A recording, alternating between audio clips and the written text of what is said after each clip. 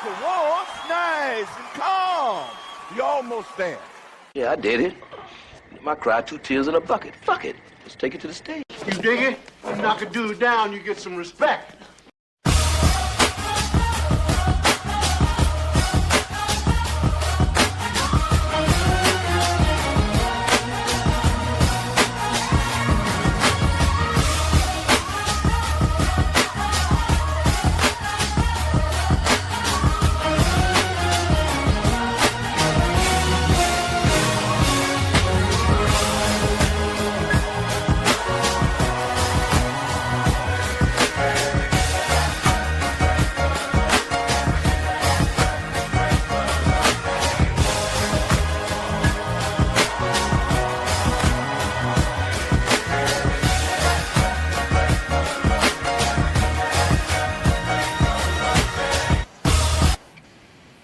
Hey, hello, everybody. Welcome back aboard. You're on the Black Man Unfiltered Network. Your favorite baby boomer here, R. Payne. Hey, listen, we got another good one for you today. Maybe I'll ruffle some feathers, and maybe I won't. But if you look at the title, we're talking about, and this is undeniable, that Black women hold a prominent space in the Democrat Party. But are the queens being used as pawns?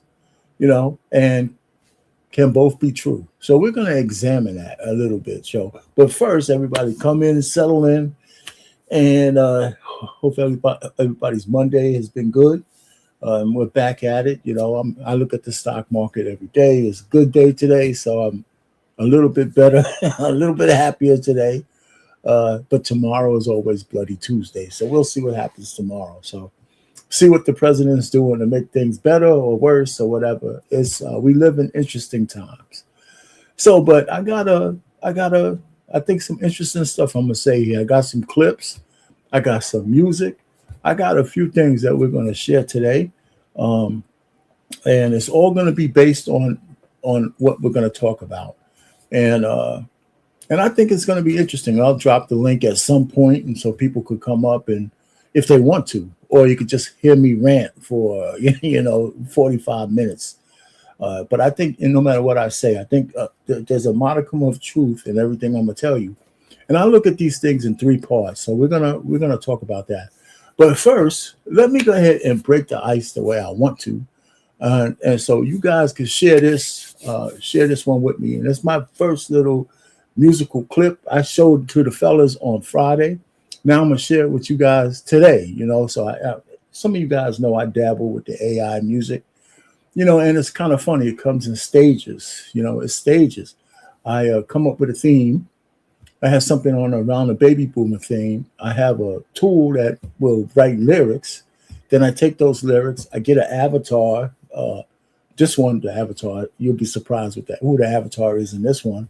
And then I go to another tool that has, I can create a theme, right, and an environment.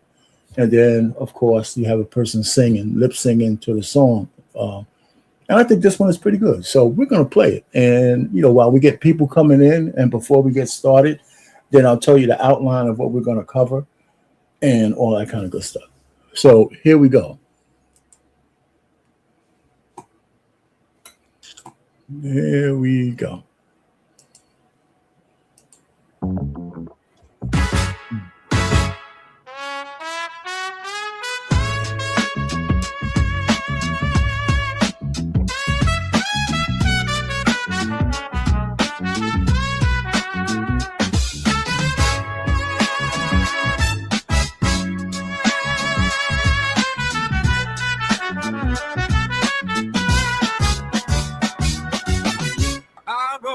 Like a headline,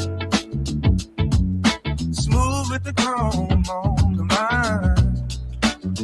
Baby boomer groove in my step, but I'm built for the front line. Deep bass shaking the block when I speak. Every bar got away, funky with the flair. I don't chase the wave, I generate flair. Old school soul in the cut with the fresh cut swing. Baby boomer flies on a deep bass beat. Step so cool, got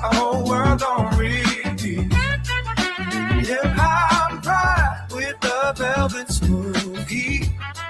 I'm the old school kid with a new school cheek.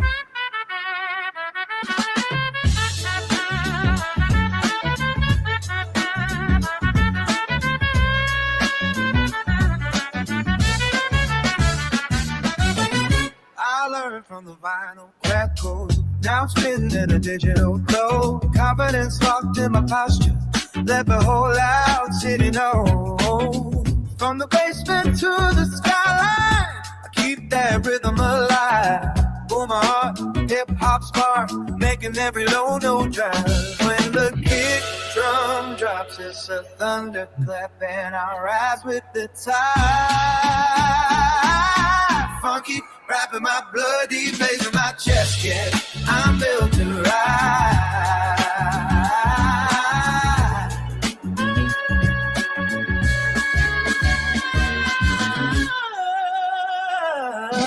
Still got the funk, still got the roar, still got the swing.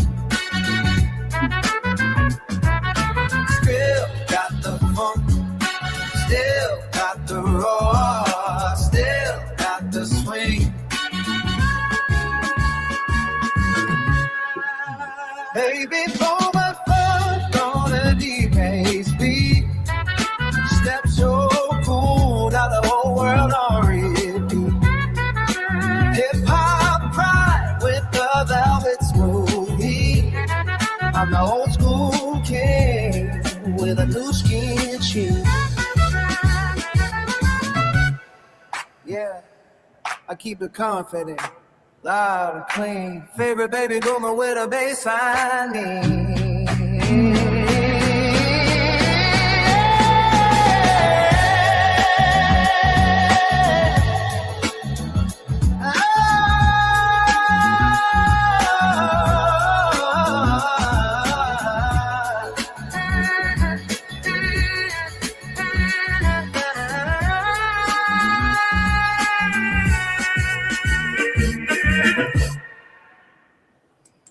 Could have been a nice softer landing, but that's okay. So that was the icebreaker. So we're going to get to it a little bit with what we're going to talk about today.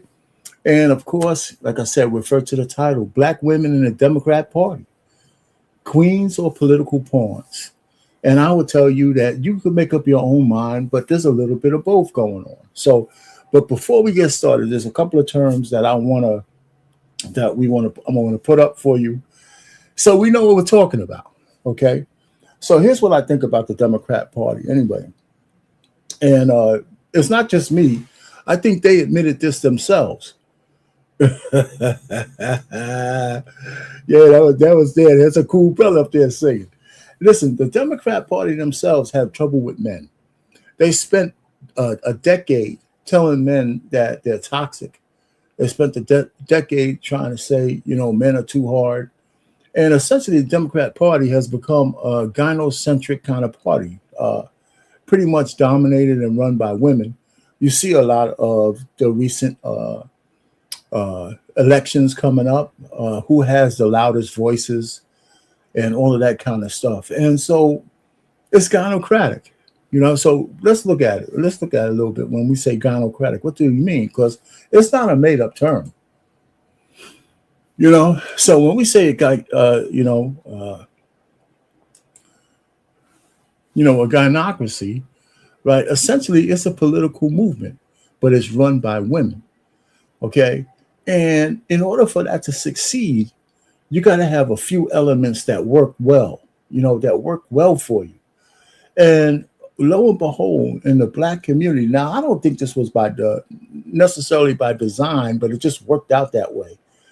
That in the Black community over the last few decades, 3 generations, we've developed a matriarchal system because of the things that happened in the 60s that split the Black family and essentially left a certain percentage of the women in charge. And we're going to talk a little bit about that, right? So now it's not me saying this, it's common knowledge. It's commonly accepted that for most of the Black community, it's matriarchal.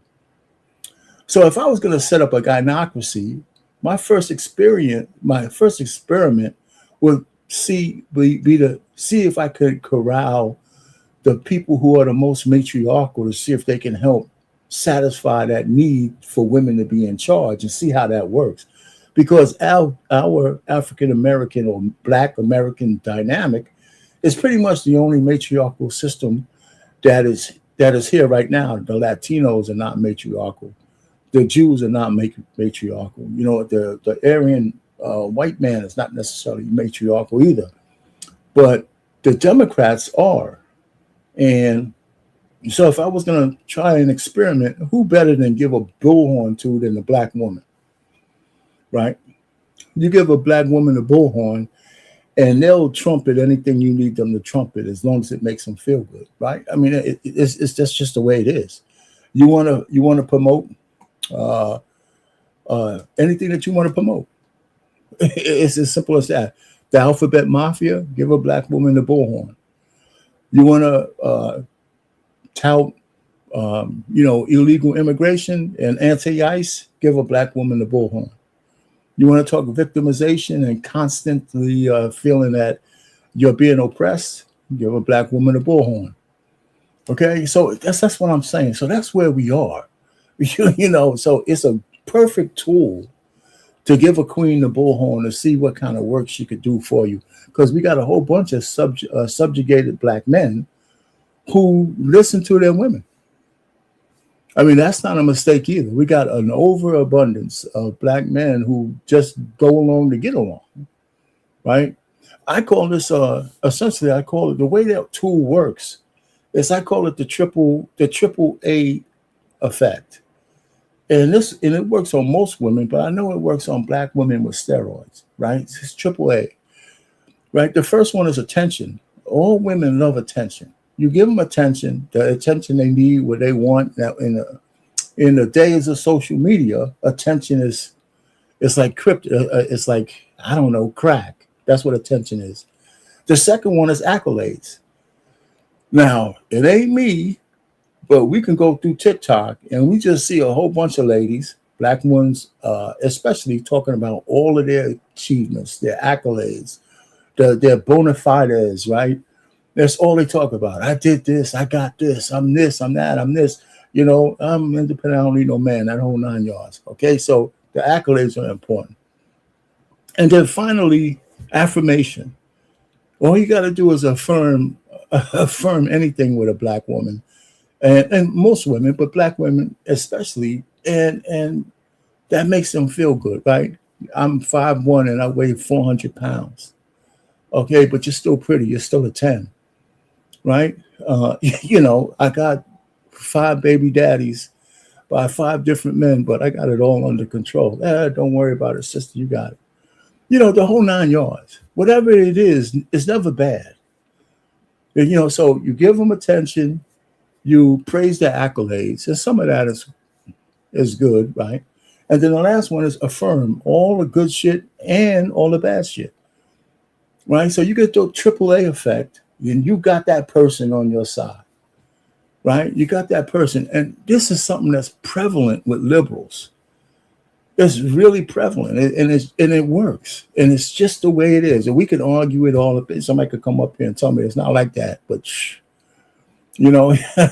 I'm telling you, you'll have a hard one. So, okay, so listen. So the matriarchy works well under a gynocratic system, because it's an experiment that you can see. Now, the one thing that's happening is now it's not just in the Black community. We're like what they say, the canary in the coal mine, or that. And, whatever happens in our community eventually spreads throughout. And when you look at the Democratic Party, it's actually female-centric. Matter of fact, it's so female-centric. Remember, they did a study.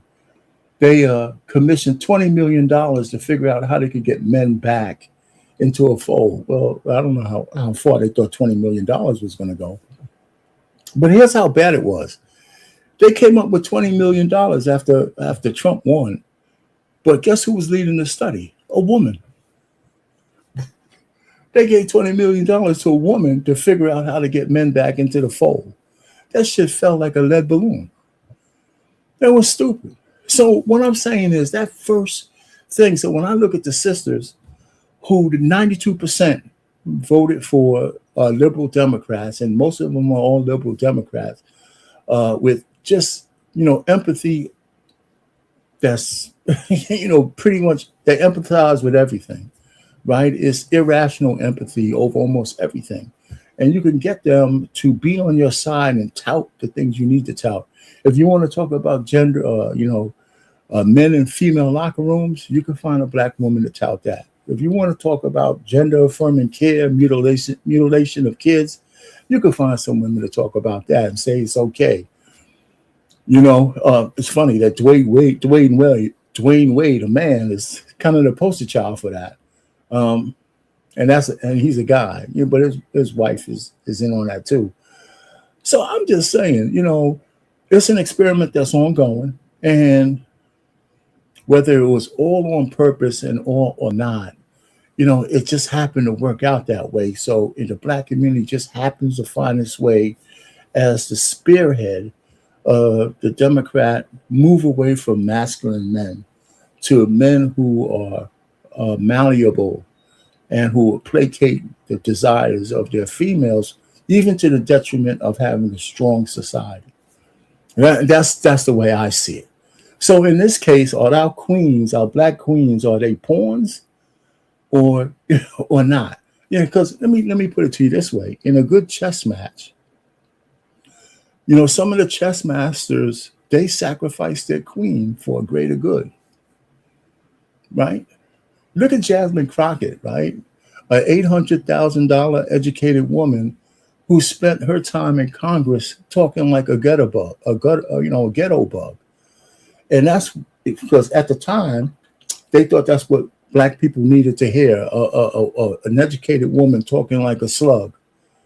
But when it came time for the Democrats to support her and her run for the Senate, they were nowhere to be found. They left her ass high and dry.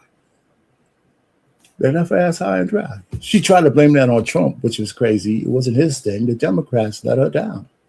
And then they put some other freak, but some guy named Tellerico in there, who, if you look at his track record, I could almost say there's no way he should have beat Jasmine Crockett. You know what I'm saying? So there you go. So for that standpoint, that's what I say. That's how I feel about it. So when I go to my chart here, and I don't expect you to read this thing, there's two pillars. The first pillar is how we got here, right?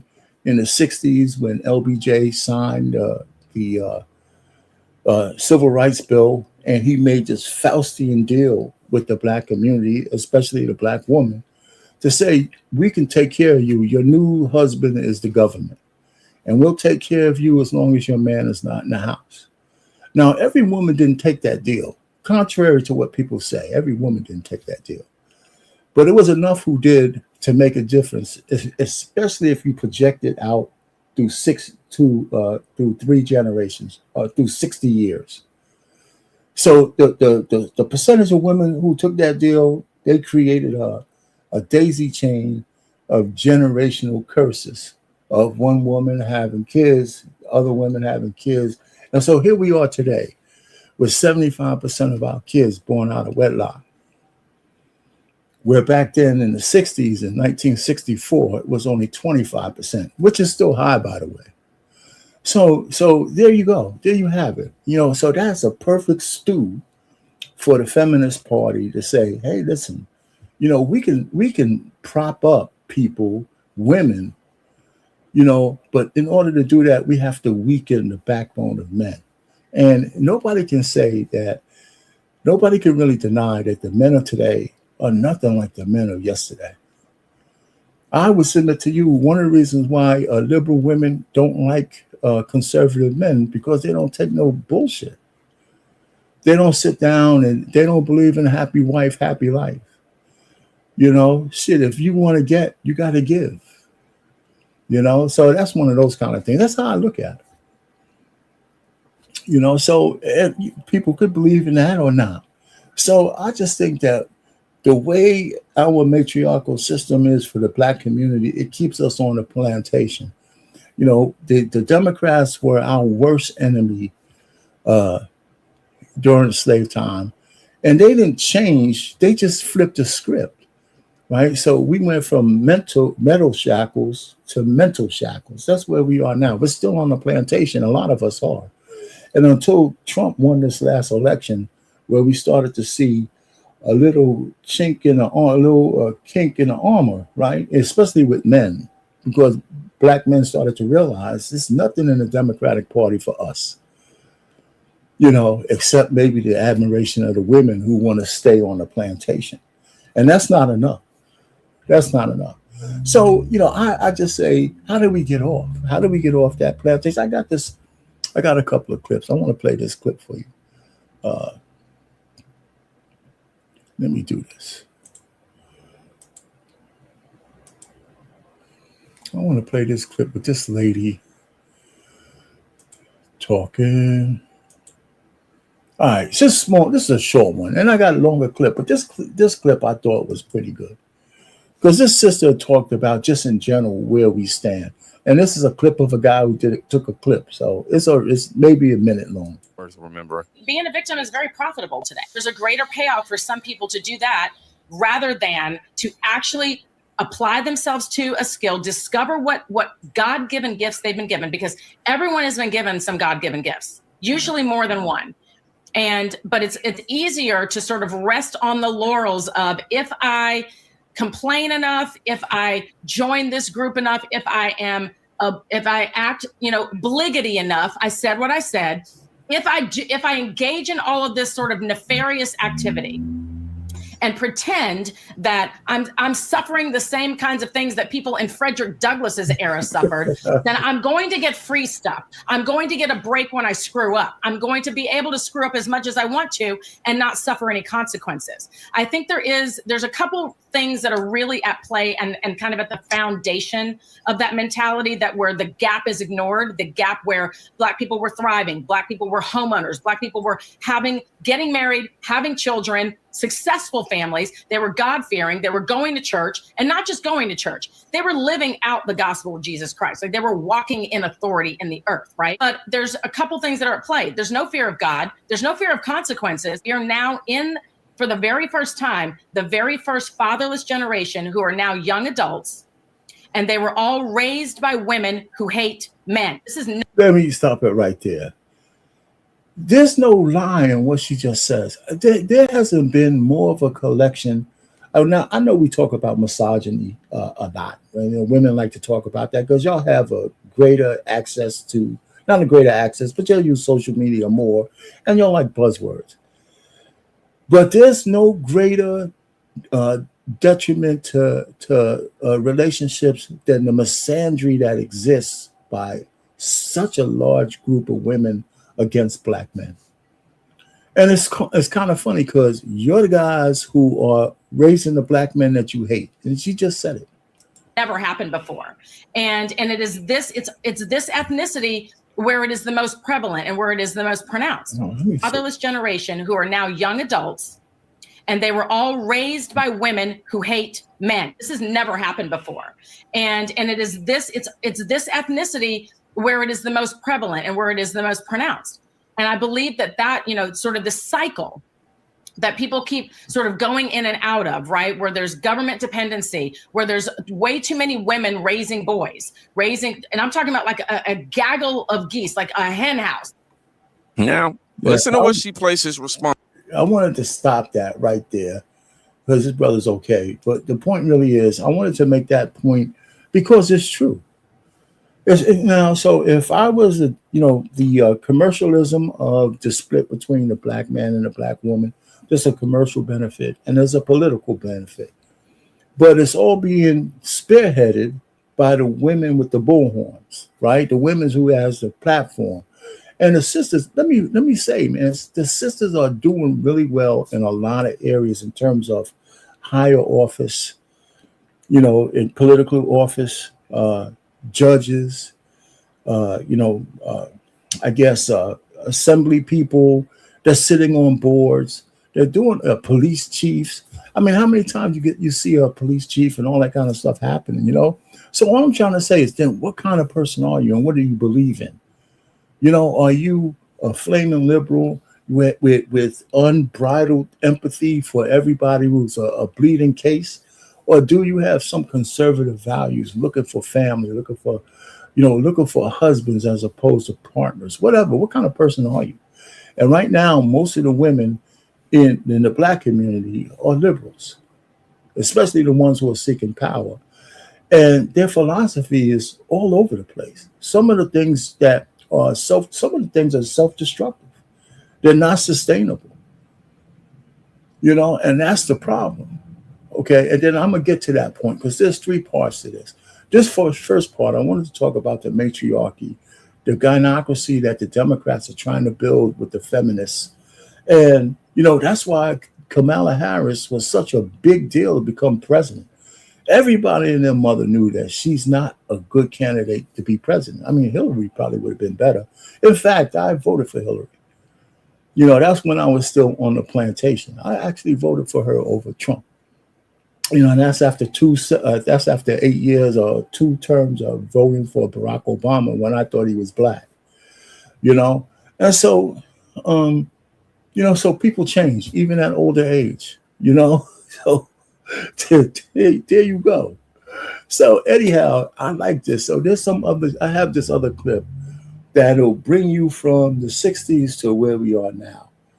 And I think it's not short. It's not that long because I clipped it up, and it'll help you kind of solidify what I'm talking about already. So you saw my thing here. So one of the other things I wanted to say before I move to that is, the thing about Black men and the fact that the ones of us who are still, tied to the Democratic plantation, and are just either, being submissive to the women that's in our lives, or actually silenced because, they're too scared to speak. And I think that's part of it. Some of the guys are just too scared to speak. They don't want to be canceled. They don't want to do this. They don't want to do that. So that's where we are. So the programming, all of us are programmed in some way, shape, form, or fashion, and have been for a lot of years. FDR said we've been programmed to vote Democrat, and he's going to have us voting for the next 200 years. That's what they said, he said. I can't find that quote, but everybody has heard it. So here goes. I want to play this other clip to kind of so I can shut up. And this is just to kind of put this to bed where I think the gynocracy is going and how it kind of started from, because I'm going to have Malcolm X speak and a couple other things go.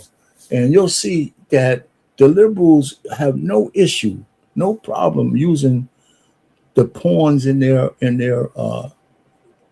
leaving, I guess, I don't want to say, but leaving wounded bodies in their wake as they go. If once you stop being beneficial to them, they're going to have no use for you. They'll move right on. And that includes our so-called Black queens, So here we go. So bear with me. I'm going to cue this up.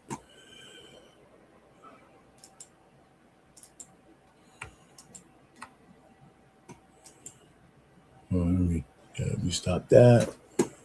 I think this will be pretty quick.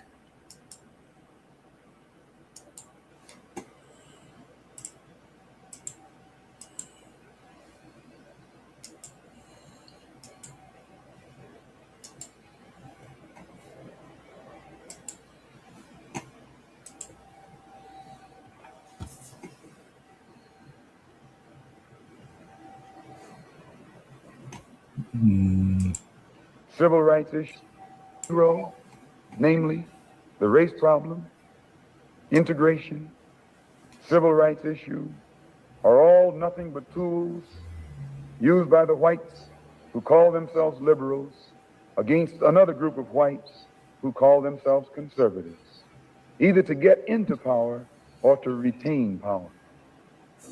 Among whites here in America, the political teams are no longer divided into Democrats and Republicans. the whites who are now struggling for control of the American political throne are divided into liberal and conservative camps. The white liberals from both parties cross party lines to work together toward the same goal, and white conservatives from both parties do likewise. The white liberal differs from the white conservative only in one way. The liberal is more deceitful, more hypocritical than the conservative. So that's an important point, right? And he said this, but this is back in the 60s, right? I think this was this was even before the Civil Rights Bill was signed. And one of the things that he said that I always thought was prevalent was about the white liberal being the most dangerous person to the black community.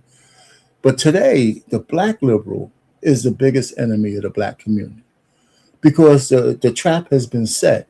The programming is on autopilot.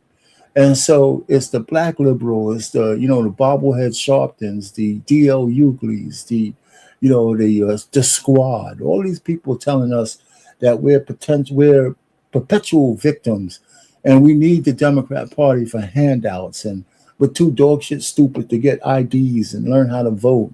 We're just puppy dogs and we can't really get our shit together without their help, without the government guiding us. Forget about your own merits. Forget about your own pride. You just need them. And so this is true. It was true back then, but in order to keep us on the plantation, we have to have a black face.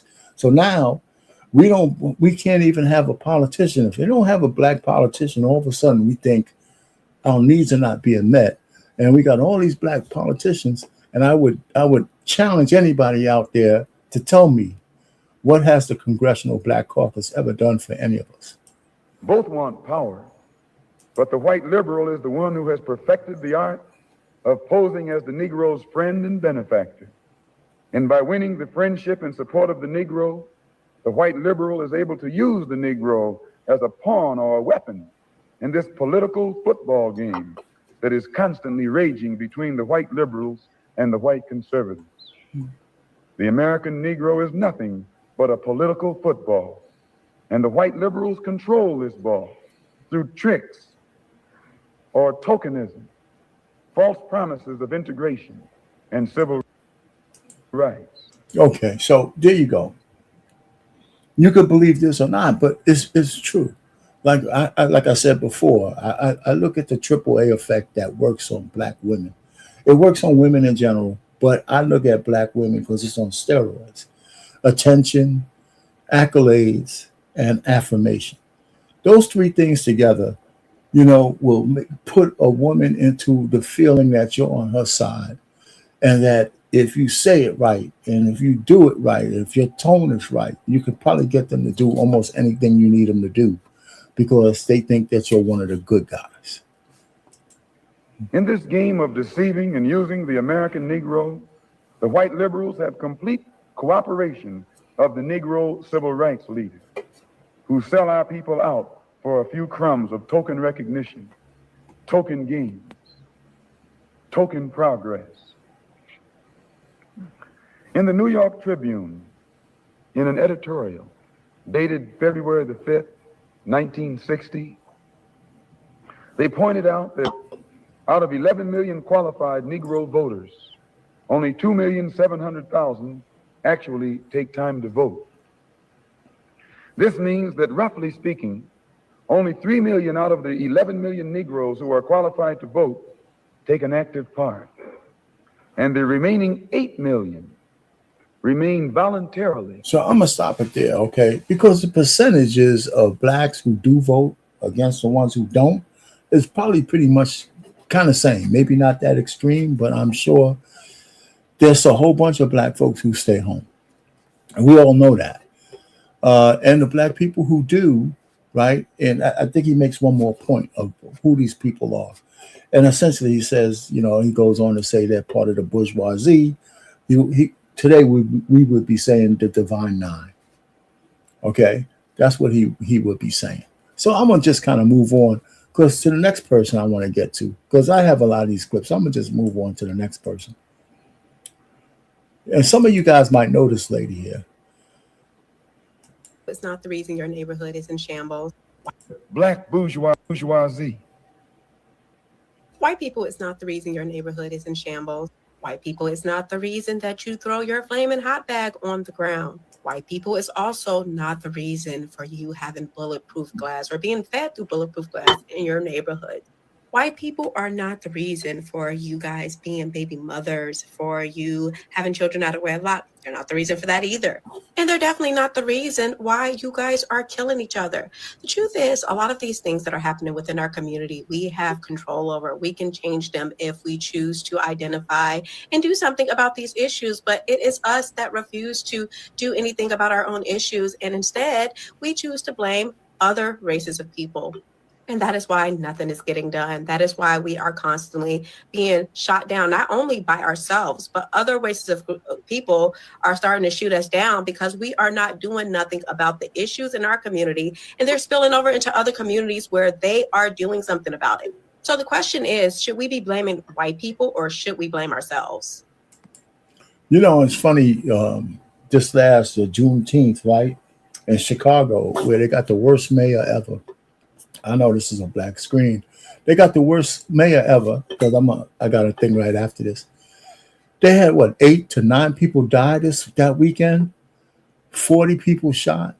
You know, where's BLM? Where's Benjamin Crump? Where the hell is Al Sharp? Where are the black leaders talking about the travesty of weekend by weekend of us killing each other?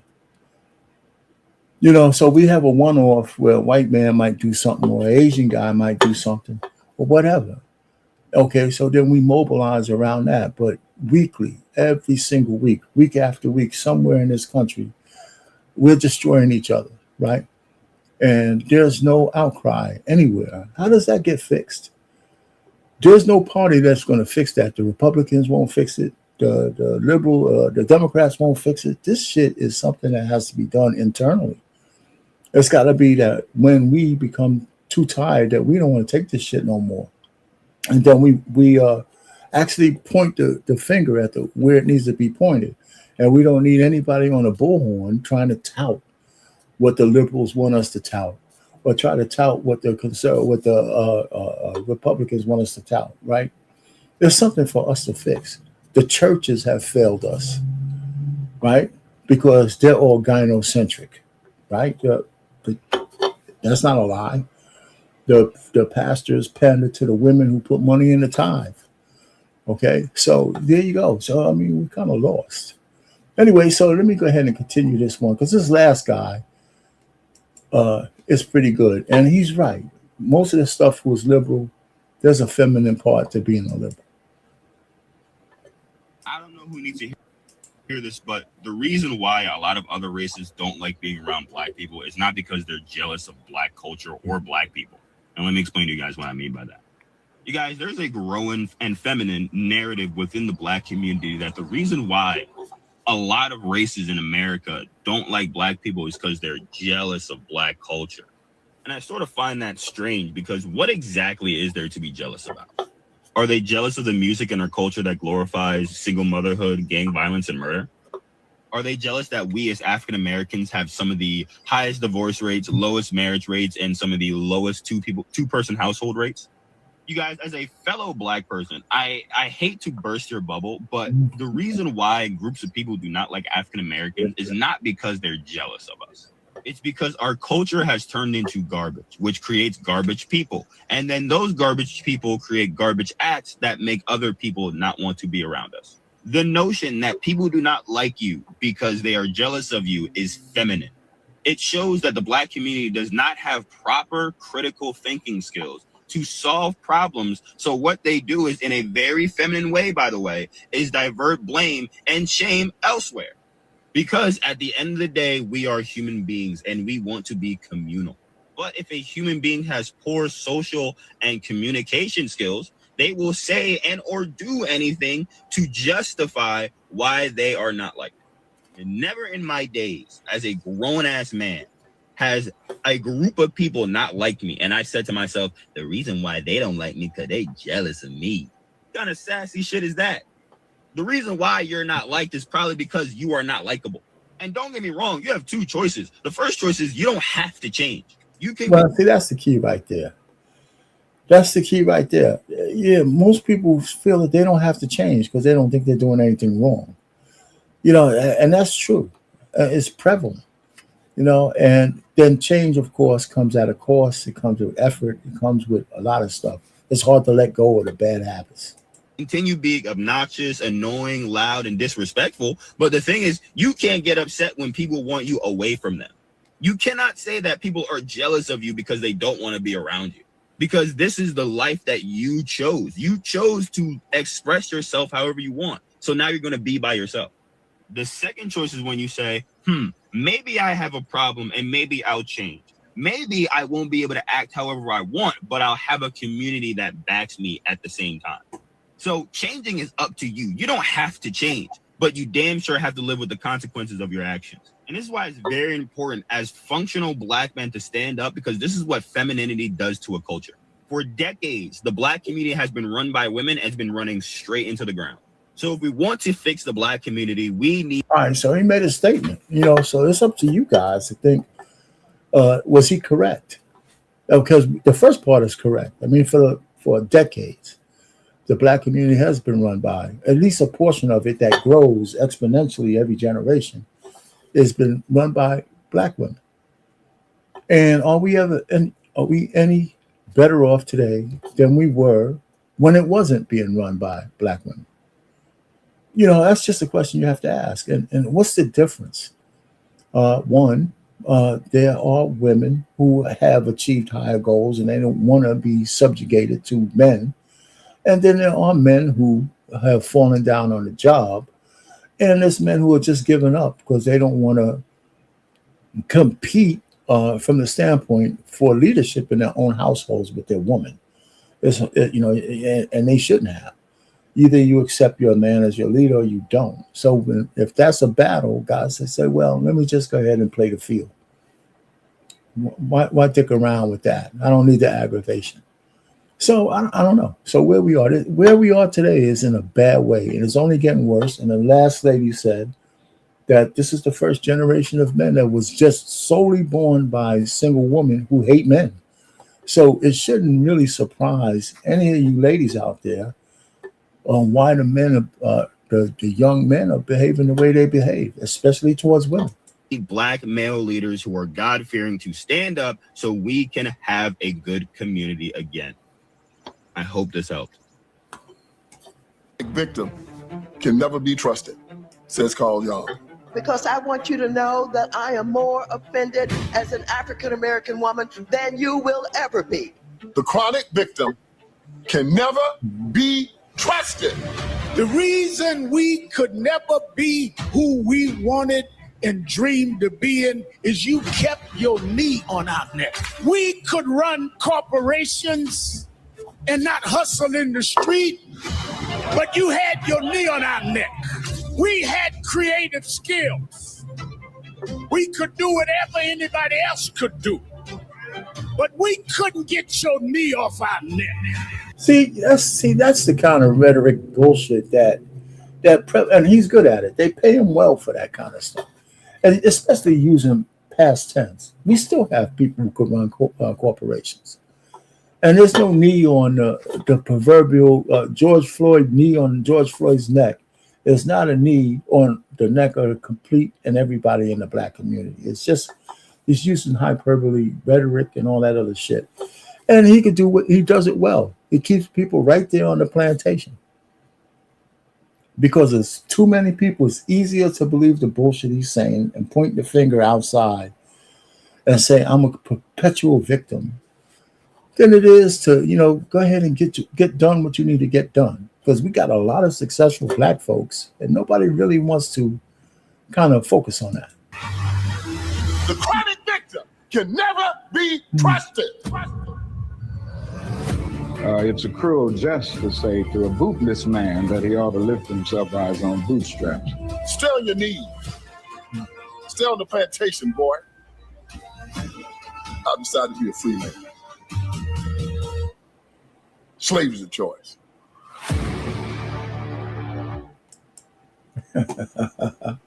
So, I mean, listen, back in the day,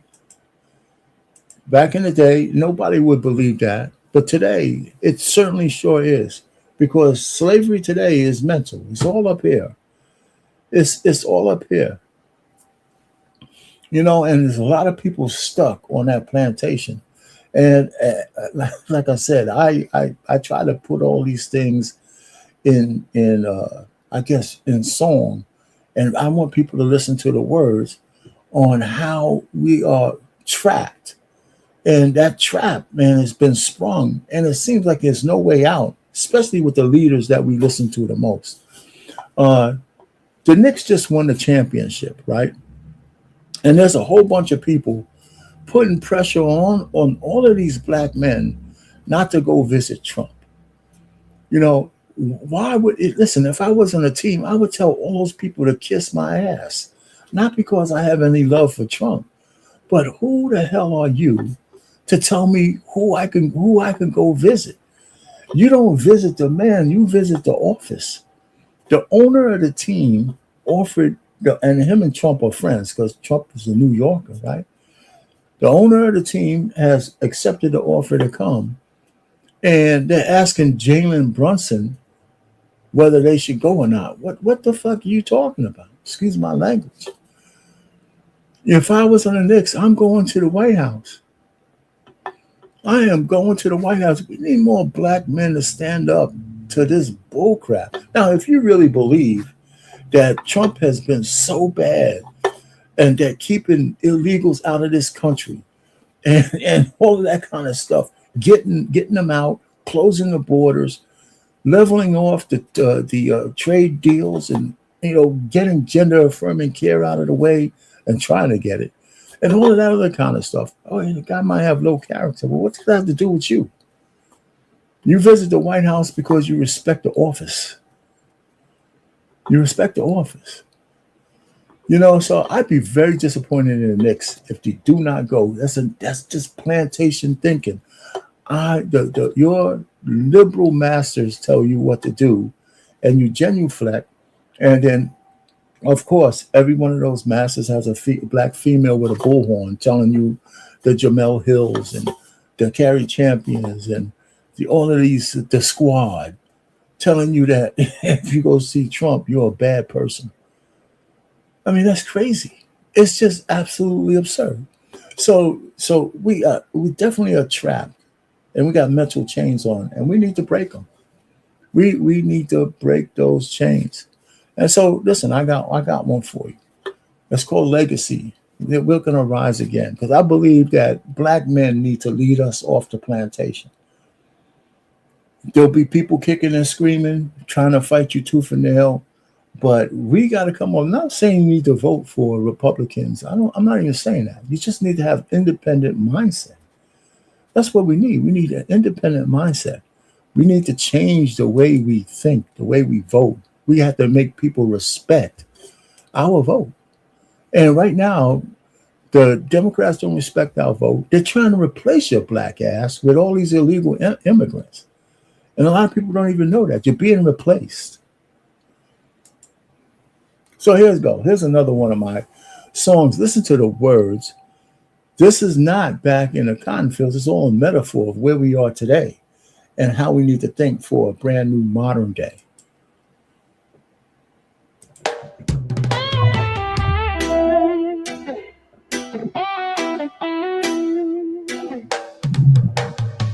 In the shadow of the oak trees, where the too many lives lost their shine, our hands are callous, our hearts are heavy, so many dreams lost in time.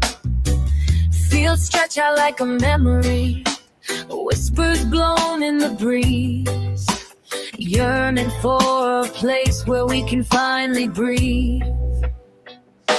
We are trapped on the plantation, bound by mental chains that leave us strained, but there's a fire inside of us. We will rise again. With our voices, we'll break the silence. With our hearts, we'll find our way through the shackled darkness of our past to a brighter, free thinking modern day. Underneath the midnight sky, stars begin to glow.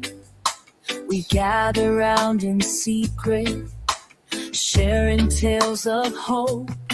New words of freedom echo boldly, energizing our souls. We'll march to the rhythm of a true dream that makes us whole. We are trapped on the plantation, bound by mental chains that leave us strained. But there's a fire inside of us.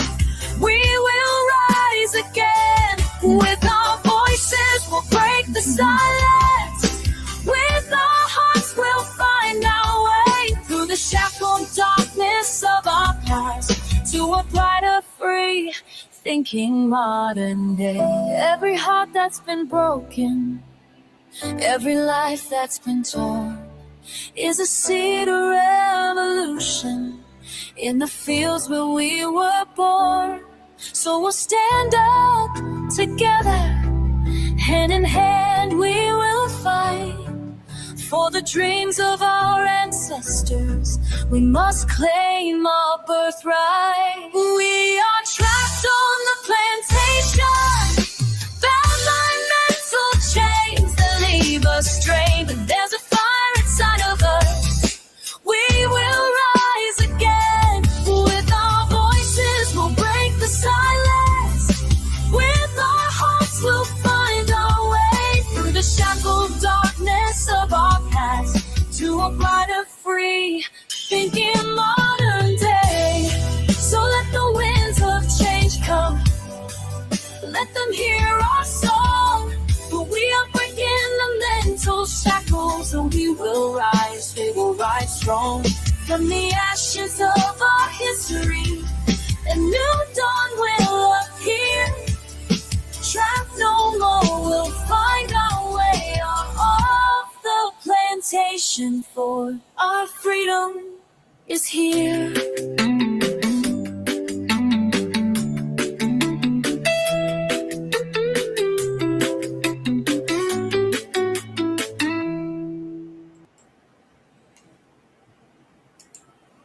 You know, it's funny. A lot of people don't like it being AI. You know, I can dig it. I can dig it. And I wish I was a composer and somebody could do all this from scratch. But I think it's cool because all I did was put down, I forgot what I used as a buzzword for them to write this whole song. And then the tune, I just put it to the genre is reggae. And then later on when I wanted to make a video, I picked this lady, the avatar, and they put her, and I just set up the scenario, and they put her in a cotton field and all that kind of good stuff. I said, man, this shit is pretty slick. However, this ends that first part of it. Listen, the gynocracy, the Democrats want a woman-led country. And they're using our queens, if that's what you want to call them, in order to, as an experiment, to see how that worked, because we have a matriarchal system in the Black community that can be used to spread across all of America, right? And you guys could tell me whether you think it works or not, because it's had destroyed the Black community. Our community is decimated. Black men and Black women hate each other, right? And for the most part. But when I get married, women want partners. They don't want husbands, and then the men who are so stupid, they don't understand when a woman says, I want you to be my partner, she's not making any vows to you, because you don't have to have a covenant marriage to be a person's partner. So when women use the word partner, they mean that shit. They don't mean anything more than that. And a lot of men will miss that. But let's go to some of the super chats here. Anyway, thanks. It's that Booth and dash H2N.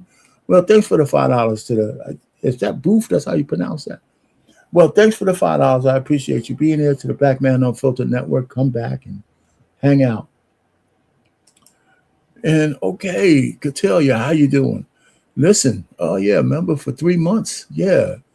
Hey, thanks for appreciating the song. I got 2 more for you.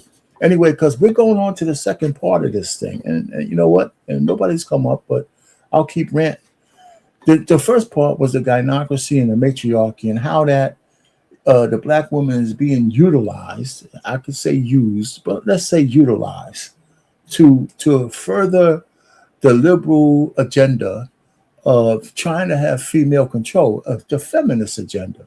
I think the ultimate goal is to have women in charge. And I'll have more on that in the future, right? Because we got 2 more mayors coming up of pretty major cities, DC and a new mayor in Detroit. They're both black women. So we'll get back to that. Now, I'm not saying that anything's inherently wrong with that. I want to make sure we're clear. But I want to put it in the backdrop of when we get to that section, because that's what we'll be talking about. The next section I'm talking about is Black Girl Magic. It's Black Girl Magic. Black Girl Magic was coined in 2013. That phrase was coined in 2013 by a woman named Kashawn Thompson.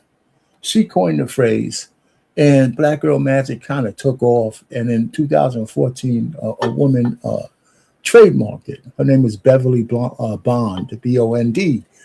And one of the things about Black Girl Magic was that even for all its good, there was a dark side to it, because the way it took off, it was at the exclusion of men. It was at the exclusion of their sons, their husbands, their fathers, their uncles.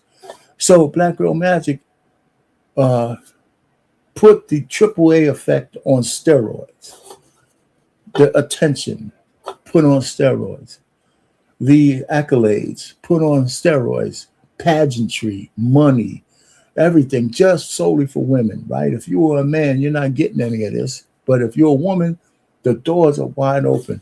Affirmation. You could be 5'1", 500 pounds, but you're still the most beautiful thing that ever walked the earth. That kind of shit. You don't need to get in shape, because some of the, that diet don't work for you no more, right?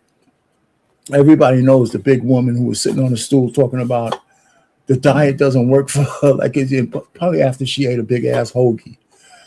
So I'm just saying, manipulation comes in all kinds of form, but this is the kind of form that I'm specifically looking at. I think how you could utilize and get the best work out of black women, because let's face it, as a black man, I've been up against and dealing with black women my whole life, right? I'm in my 60s. And the one thing about black women, and they'll deny this, they have an incessant, just undying inferiority complex.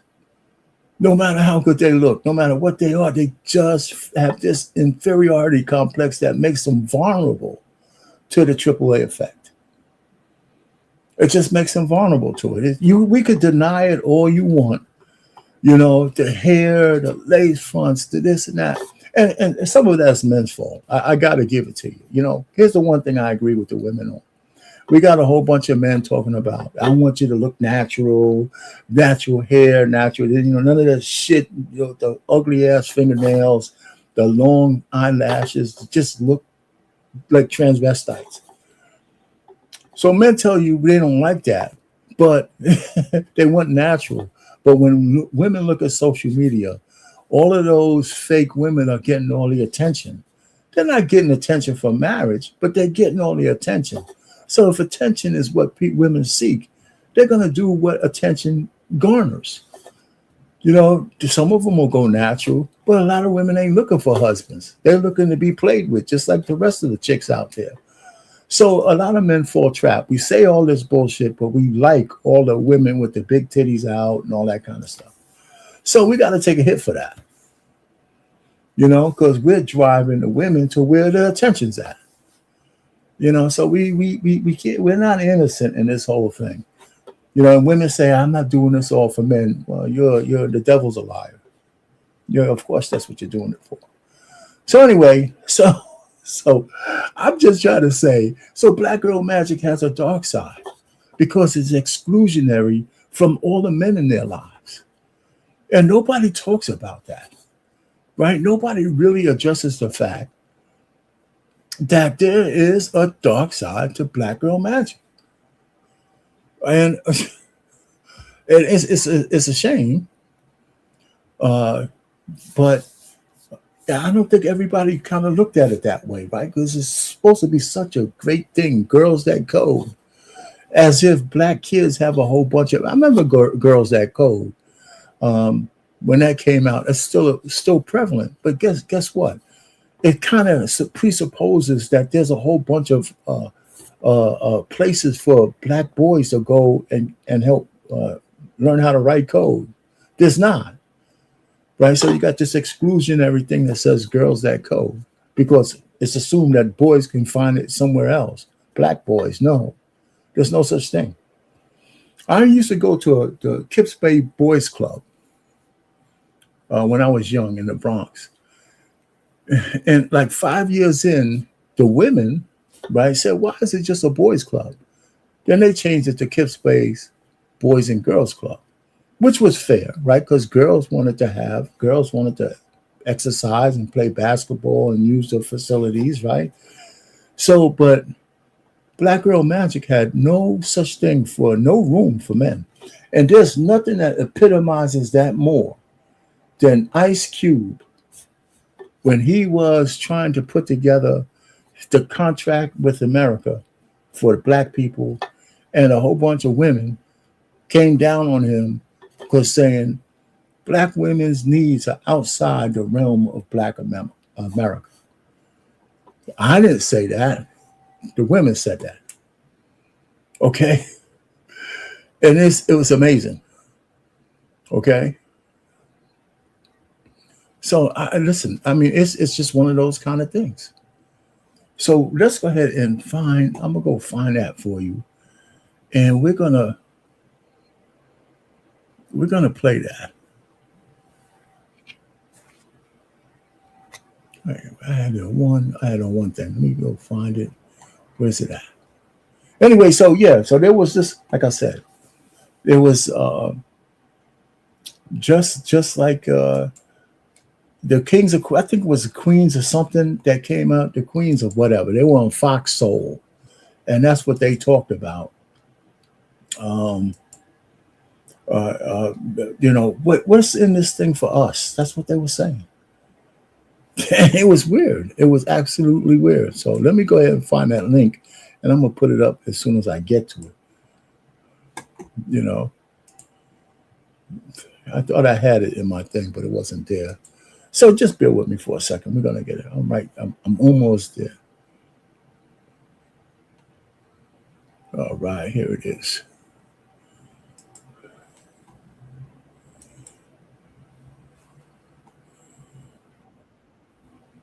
All right, so here it is. I'm gonna share it, and we're off to the races. We're off to the races.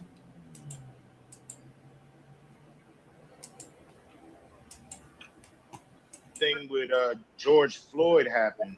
Yes. Which shook everybody to our core. When you hear man. So I just wanted to show you, these are the ladies. Some of them familiar. Barbara Jordan, I believe. Vivica. Lisa Ray with that, whatever the hell she got on her head. And this other sister, I don't know that much. But anyway, this is when he first got on their show. Now, Ice Cube was petitioning both parties, right? This is the second term when I believe Trump was going to run against Biden, right? I don't know what Biden. Yeah, Trump was going to run against Biden, and Biden, patted him on the back and said, "Hey, listen, we might get to it." But Trump had an open door policy. Trump said, "Hey, listen, let me hear what you got to say." Right? But he wasn't beholden to Trump or Biden. He just wanted somebody to take up the mantle of, here's some things that black people specifically need. Right? This is the kind of shit that the Congressional Black Caucus should be doing. Right? And listen, I'm still waiting for somebody to tell me what those freaking people do, other than call themselves the Congressional Black Caucus and have steak dinners every so often and some kind of elegant stuff. What do they do?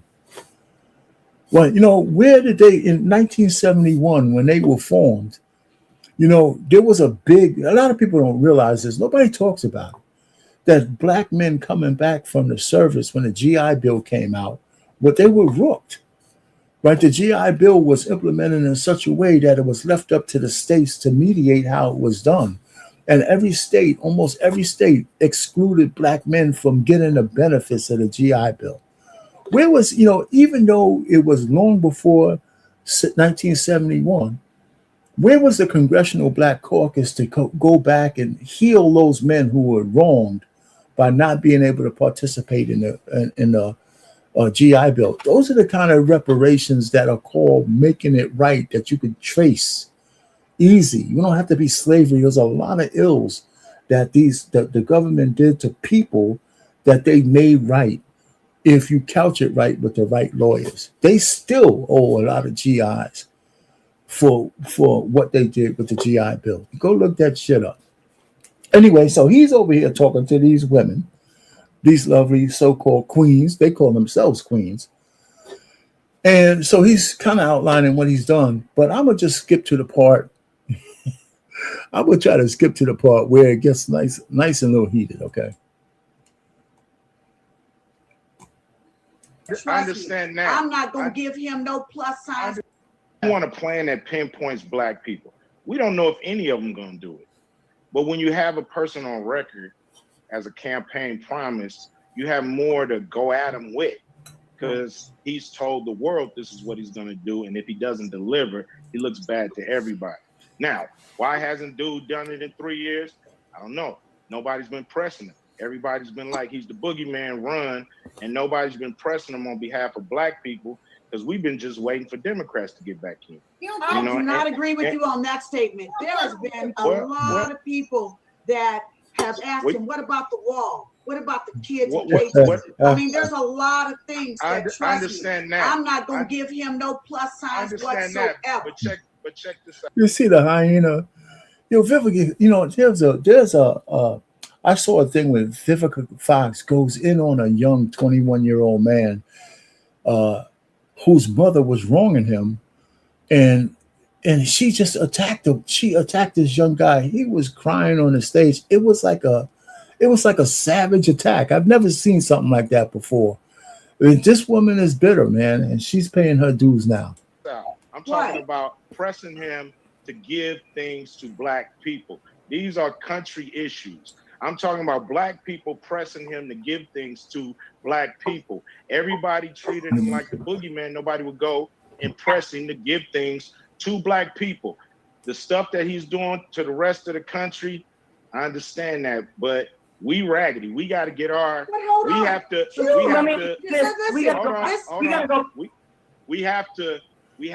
press any president that ends up winning. We have to press. Listen, man, you know what? Cube stepped into the lion's den, and it's almost amazing that he got anything out, because when the hyenas get going, man, you don't get no words in edgewise. But he was persistent, and that's because he's Ice Cube. Press, or it's not going to work. We can't just press one side. He says when we do press him that the other people are fine people. I mean, is that right? I mean, and he won't denounce the people that hurt us and suppress us, and then the policeman had his neck on somebody's neck for 9 minutes. He never support them. I'm not here to fight about what he did, what he didn't do. Is he a good white man? Is he a bad white man? To me, they pretty much all the same. So now, I don't agree with that. With that said, I don't agree with that. I don't agree with that. I don't agree. I used to be. Well, look, I know we've had all kind of presidents, and our situation hasn't changed. So that's why. Yes, don't lie. Just absolutely. We had all kinds of presidents. Our situation is still deteriorating. It's 2026, and the shit's still going downhill. It really is. It's not getting better. It's not. Said they're pretty much all the same when it comes to a president and dealing with our situation. So let me. I gotta ask this question. Because you're on this show with the cocktails with the Queen. And there's a reason for that. It wasn't to have you defend or not defend Donald Trump. It was about, I care about what's in this contract with Black America for women. And it's not, we're not mentioned at all in the contract with Black America. And when you mention black people, you mention That just is it, right? That's it right there. That's it right there. Just backing up a little bit. Contract with Black America. And when you mention black people, you mentioning black women. So don't count yourself No, out. that's like administration say that when they black mention people is not black women. that's not Black true. women are not included in black people. No, Come on, but that's like, you know, that's like you saying, that's like when the president says minorities, then he's including black people. But we all know that that's not the case. Black women have specific needs that are not also being met. And we also feel that there should be some things that are specific to us and our plight as well. And I understand that. I feel like as a black man, you can lead. No. I feel like I just offered y'all to write a section up for it. I just said I don't mind if you guys help us. If you guys help us write a section. I've been open to all kind of experts in putting this together. It wasn't just me. We dealt with experts in all fields of this contract with Black America. So you guys believe that it's a mindset. Now, I would imagine that might be some specific things that they need or whatever. But what do they need after? Because this is like later on in 2018, 2019, 2020, whatever this was, right? But after Black Girl Magic and all the monies that were promised, all the things that's just promised to Black women, all the pageants and all the pageantry and all the open doors, right? It's not like they're not being served, right? The Black community in general is not being served because this was happening, and the divide and the baby mamaism, all that shit was still getting worse, you know, even after Black Girl Magic. Okay. You know, and what right didn't Black women have that everybody had, but they didn't? What? At this point, they were thinking they were the most enrolled in school, all that kind of shit. So it's just a thought process that they have to separate themselves from the Black diaspora in order to get what they want. It's just a bad mojo all the way around. And I think there's a lot of women who still feel the same today. Now, I don't know if they went on and wrote a section. I think Ice Cube just pretty much given up on trying to get that agenda into the hands of somebody who might do something with it. But let's finish this off. And then there's another piece that comes out. Willing to deal with experts in the section when it comes to women. So that's no problem.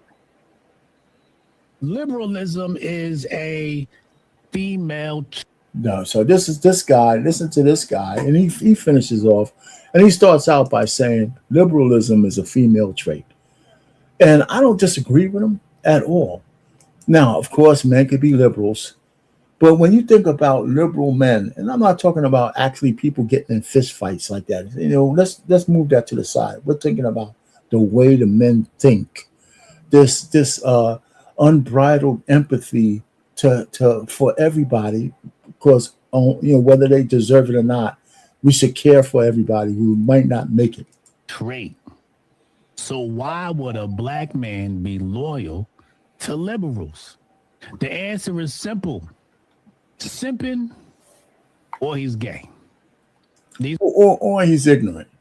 These are the only two types of Black men that loyally vote Democratic.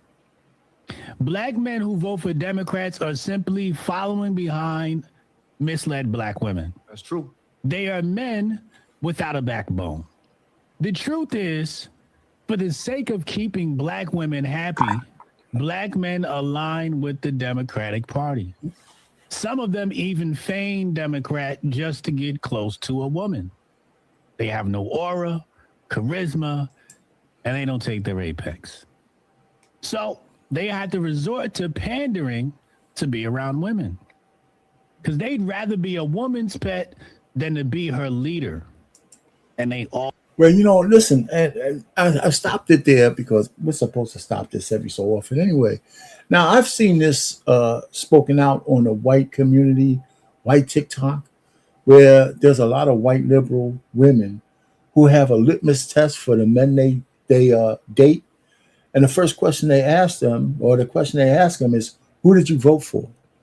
And then the men, you know, thinking that they might lose some box, start mumbling and stumbling, because some of them are conservative and they voted for Trump.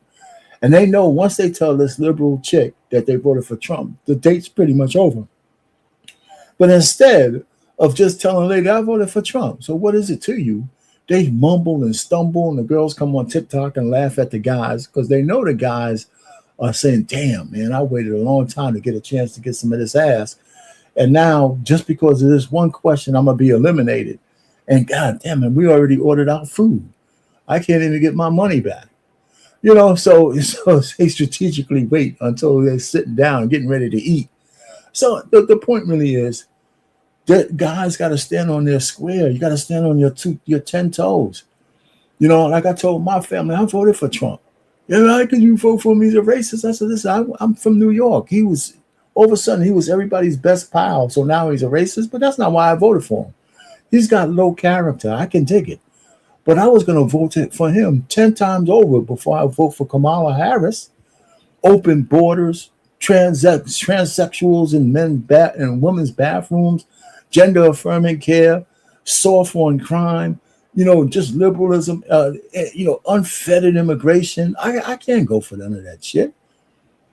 Destruction of Title IX, all that kind of stuff. I don't know where people are coming from. It was an easy thing for me, and it's unfortunate. I mean, it's really unfortunate that Trump is the president, because if Vance or the other, Marco Rubio was president, but they had the same fervor as conservative men, but they don't have the baggage, the Democrats would be finished. Because they wouldn't have nobody to hate like they hate Trump.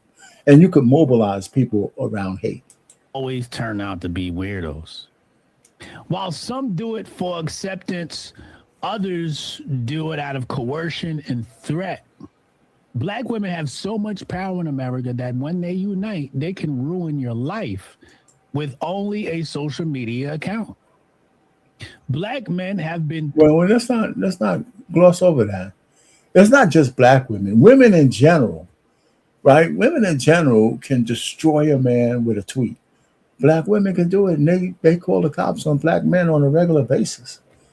How many times have we seen a woman lie on a man to get his bag or to destroy him because she's bitter?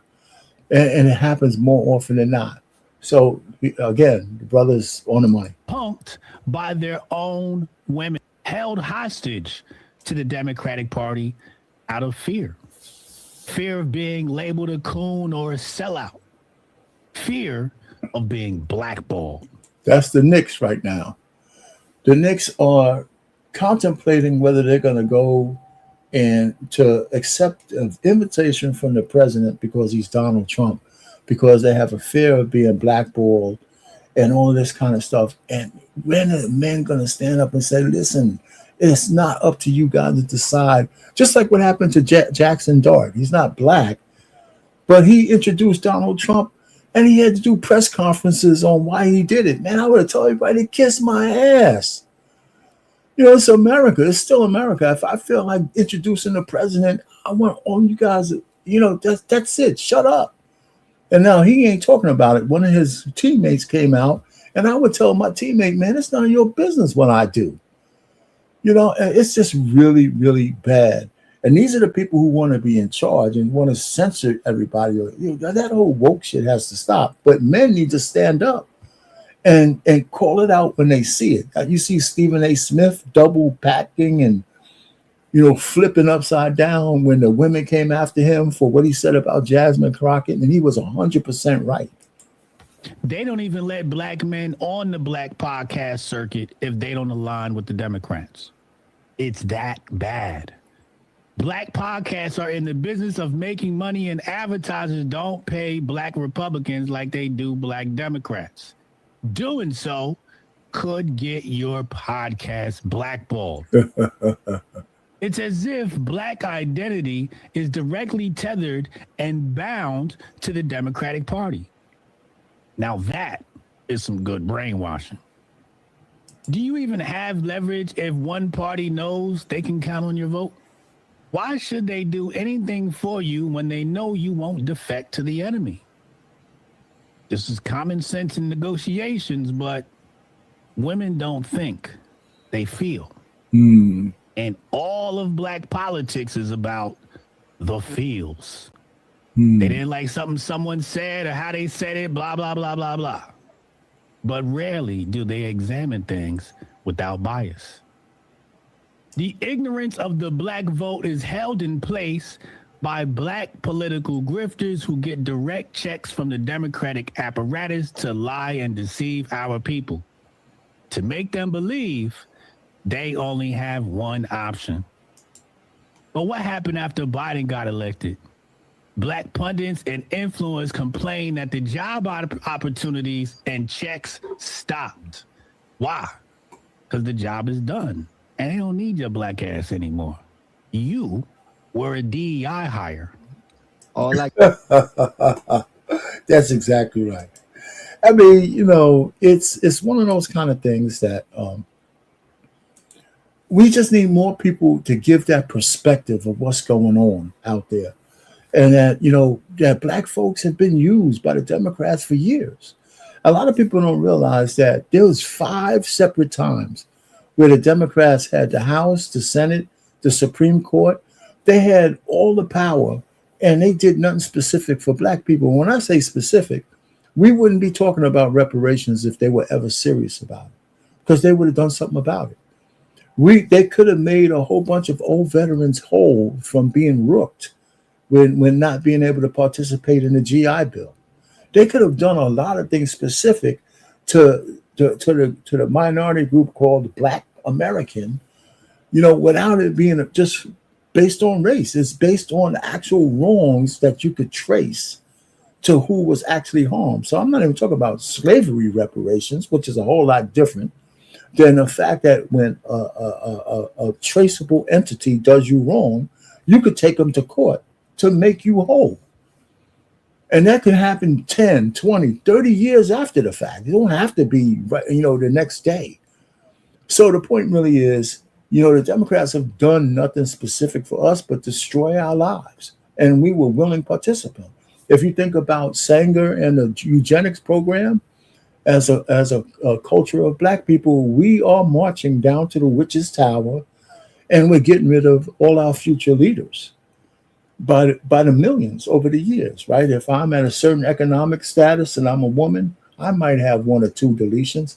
And if I'm at a lower economic status, I use it as birth control. I got 4 or 5 or 6. You know, that's how you get those millions of deleted babies. You know, so, I mean, we're in dire straits. And, you know, and unfortunately, the people with the bullhorns are women. You know, and what are we going to do about it? Well, you know, it's up to women to correct themselves, but it's also up to the men to decide that regardless of what the women do, we need to pull ourselves out of the muck and mire. And some women will follow, and then there's new women being born every day. So the point really is, you keep searching until you find somebody who's willing to get on your program. And if that person doesn't happen to be black, that's okay too. That's okay too. There's a lot of women who have, from around the world, who have cultural mores still. They're not westernized, not completely. And they might be looking for somebody to bond with in a covenant kind of marriage. So again, Black Girl Magic had its good parts, but it also had its bad parts, specifically since it's exclusionary of the men in their lives. And again, and here I am, and I'm gonna piss some of you people off because I also took the term the dark side of Black Girl Magic, and I put it into my tool, and it wrote me a song. But this song, I actually modified 50% of it, and then a little while later, I found out I could pick an avatar and put it into another tool and made a video of it. So I got a video of a woman singing the dark side of Black Girl Magic. I think she does a great job. And yes, it's AI. And I'm an engineer, so AI doesn't bother me. You know, AI is here to stay, you know. So I think people got to get used to it or capitalize on it. You know, capitalize on it. So I'm gonna play that for you guys because that's the end of this section. So it's a dark side of Black girl magic. So a lot of people don't realize, but I see a dark side, and I'm gonna play and listen to the words because it's not trashing women. It's just saying, listen, with all the good that's being done, there's also a dark side that you need to protect yourself from. Let's go.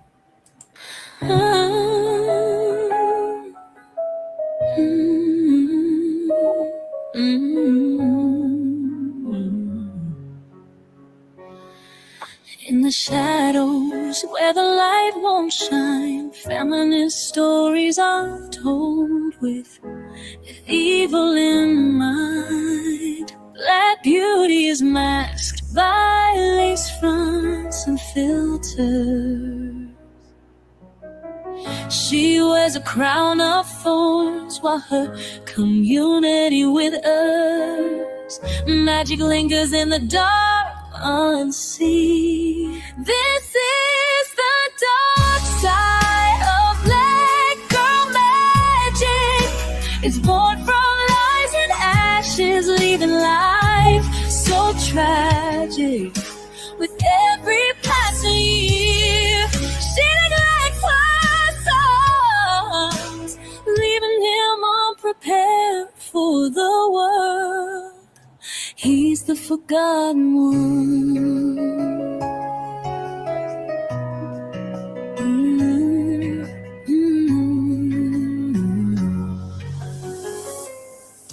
Her selfish desires echo her queenly dreams of power.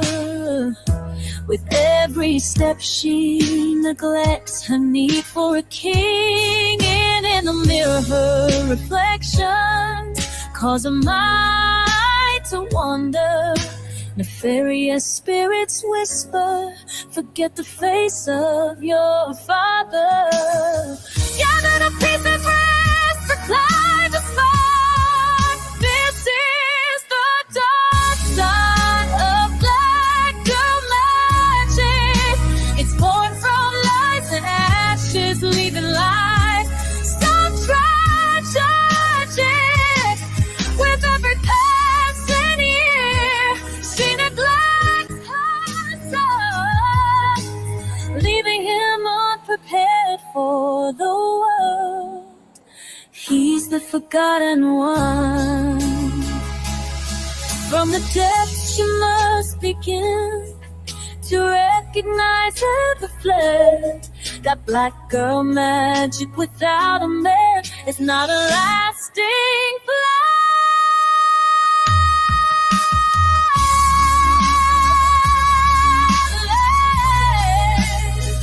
Don't ever be mad, yeah, just in love, so try not to be thirsty. She reclines myself, leaving him unprepared for the world. He's a forgotten one.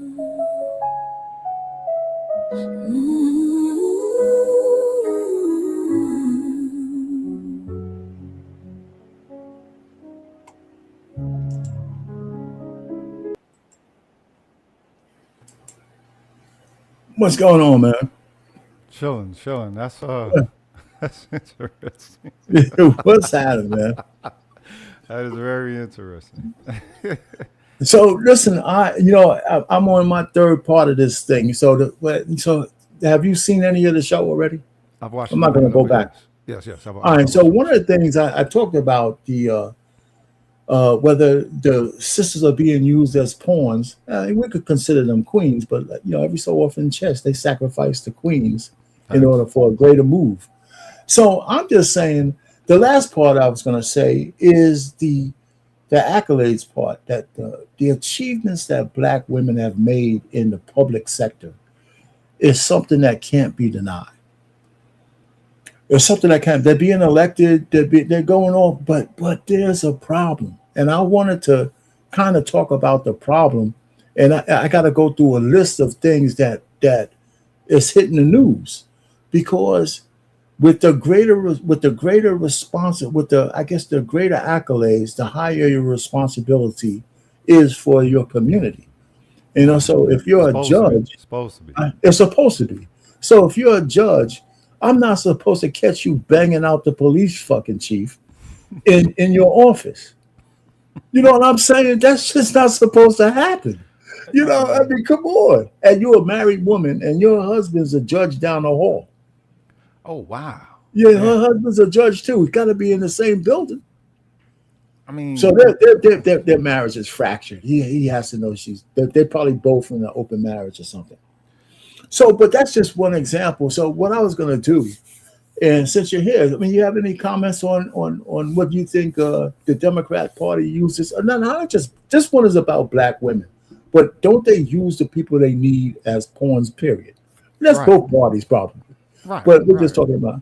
So this one's when it comes to black women and the Democrats, I think they've just been the most loyal. They've not really had much standard for their participation as a Democrat. A lot of brothers as well, but within the last, I think, like 10 years, you know, certain brothers have started changing some of that. Yes. I think black people, period, you know what I'm saying, got a chronic pilgrim acceptance syndrome that, you know what I'm saying, we potentially suffer from. And, you know, when it comes to Republicans, you know, you learn this in a conscious community. They said that the Democrats were punks and the Republicans were bullies. Yeah. And I guess they stood more of the middle lane or whatever. But when it comes to the Democratic Party, I mean, I've never understood how a black person can be a Democrat, ever. Okay. It never made sense to me because out of either of the two parties, you're clearly supposed to go with the Republicans because at least they're not lying with how they feel about you, what they think about you, all of that. Okay. The Democrats lie right in the face of all of their supporters, every time, and they line right back up. So I think this is more than just a Democrat-Republican political thing. I think this is more cultural. No different than how I believe feminism hit black women. Right.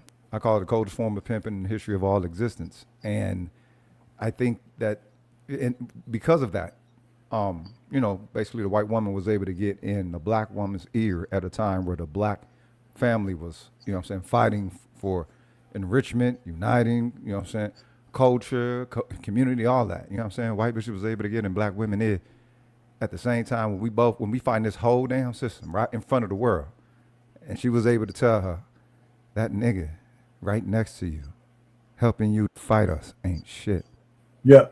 And the Democrat is able to get into their ear about, you know what I'm saying, some saying wicked shit. You know, here's another thing. I'm trying to sound like I'm innovative, but I thought about how did they really capture our sisters so bad. And one of the things I think about black women, and you can correct me if I'm wrong, I think in general, and it doesn't have to do necessarily with the way they look, but they carry this incessant, this unbreakable inferiority complex because they're always comparing themselves to maybe the white thing. You know, I don't know if you think that's true or not, but there's a lot of inferiority complex. They got all these phobias over some shit, right? Weight, this, looks. And so I'm thinking that I think the Democrats use a simple strategy to snare them in: attention, accolades, and affirmation. Those three things put on steroids, you can get a black woman with their attention, because all women like attention. So social media mentioned, you know, it could be on steroids. Accolades, there's no shortage of black women on social media trying to tell everybody how smart they are. Right. And what they've accomplished. And the white girl. You know, it's kind of funny. I did a show here on BMU on this channel that, you know, your accolades are important to you, and I'm not going to poo-poo them. But if I want to marry you, that's not why I'm marrying you. But why are they important to them? Well, I mean, because they took the time to achieve. No. Okay, tell me why you think it. Well, that's part of it. It has to be because it takes time and effort to achieve shit, right? Okay. But where are you going? Where are you going with it? Where are you going? But then they rock it like police rock badges and shit. No, that's the bad part of it. Yeah. Okay. All right. So I know you was going. Yeah. Right. So it's like, all right, you accepting the degree. We already understand what the social situation is in all of these, in the bulk of these institutions when it comes to a black high achiever, you know what I'm saying, participating in the race for, you know what I'm saying, the gold or the trade, you know what I'm saying, the degree or whatever. They act as if they got it with open arms, like everybody knew that we were this good and this and that. And it's like, well, nah, wait a minute. Y'all know that y'all had to go through some shit. Right. And you know that you had to go through some shit because you were black in the same way that a black man will have to go through some shit there because we're black.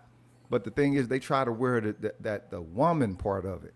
That's the shit that shows you the feminism. You know what I'm saying, tincture with it. The fact that it's a woman thing. Bitch, this is their degree that you got. You didn't create the degree. You didn't create the motherfucking program. You didn't create none of that. You just went through it. But that's the way that they carry it, you know. No, I'm listening. I'm not arguing with you at 100%. So that's one part of it, but there's like layers to it. The other layer is it that if they actually found a guy who liked them and who wanted to cuff them, marry them, and all that, he's not doing it because you got the degree. You have to have some other characteristics that are worth keeping, you know. So, but the last one, affirmation. This is a big one for black women. Right. It's just a big one. You got to affirm almost all the shit they do, whether it's dumb shit or not. Whether they're 5'1", 400 pounds, I got to tell you, you're a 10. You're a 10. You know what I'm saying? Right? You got to tell, if you tell them they're a 10, she's yours forever. You know, like, you know, the guy, remember the big lady was trying to get into my man's small car in the back and she sued him? Yeah. It was, you know what I'm saying? She would have destroyed my man's car, man. You know, he says, you know, he was like, "Oh, what should I do?" But that shows you just how much they are under some pretty dope programming, though, because the logic isn't there, and just, you know, it ain't got to be all logic with them, but it's like, look, show me some basic, practical logic that you're moving on, not hope, not dreams. Not the game that you know what I'm saying, the society sells you. Show me that y'all can think on some 1 + 1 + 1 + 1 + 1 and not be in there. You know what I'm saying? It's like they feel through everything the way that white bitches told them to feel. And you know what I'm saying, black women don't have the liberty to try to be feeling like a white bitch. Well, I'm with you. I'm with you. So here's my last thing about, and it's funny because I just saw O'Shea Duke Jackson try to actually do this, because I've been doing this shit for a while, about taking inventory of the sisters who made, you know, have garnered success, but at the same time blew it. You know what I'm saying? They actually. So I just got to find the damn thing. What's the measurement of success, though? Well, I'm talking about when they achieve an office or something like that. Okay. All right. So let me just show this. I got a whole list of this shit, right? So this is the thing. Let me go ahead and do it this way. Right. Oh, I can't see you this way. Let's keep it this way. No, let me see. There you go. Listen. So the question here is, can liberal black women be trusted to reign over a critical government or judicial offices, or would they be overcome with pride and power? You know, so I've had a couple of shows on this, and the list keeps getting bigger. You know, it just keeps getting bigger. Yeah. All right. So, and this is in the last 10 years, and I'm gonna just run through this. And if you stop me at any person, this sister Pugh, she was a mayor in Baltimore. She did 3 years in prison for fraud. Okay, everybody knows Tiffany Henyard, right? She's from this nondescript little town that none of us should know about, but she was such a devil as a mayor that she became a national disgrace. Tiffany Henyard. Now she's trying to run as a Republican in Atlanta. Okay. Doña Sotomayor, right? She was the first mayor of a North Carolina town, but she had to resign. From Sartor?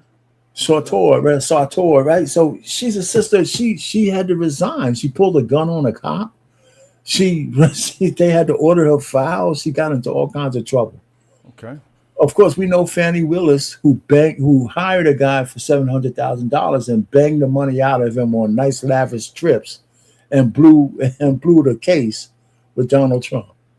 Okay. Right. So, and she's still County Marilyn Mosley.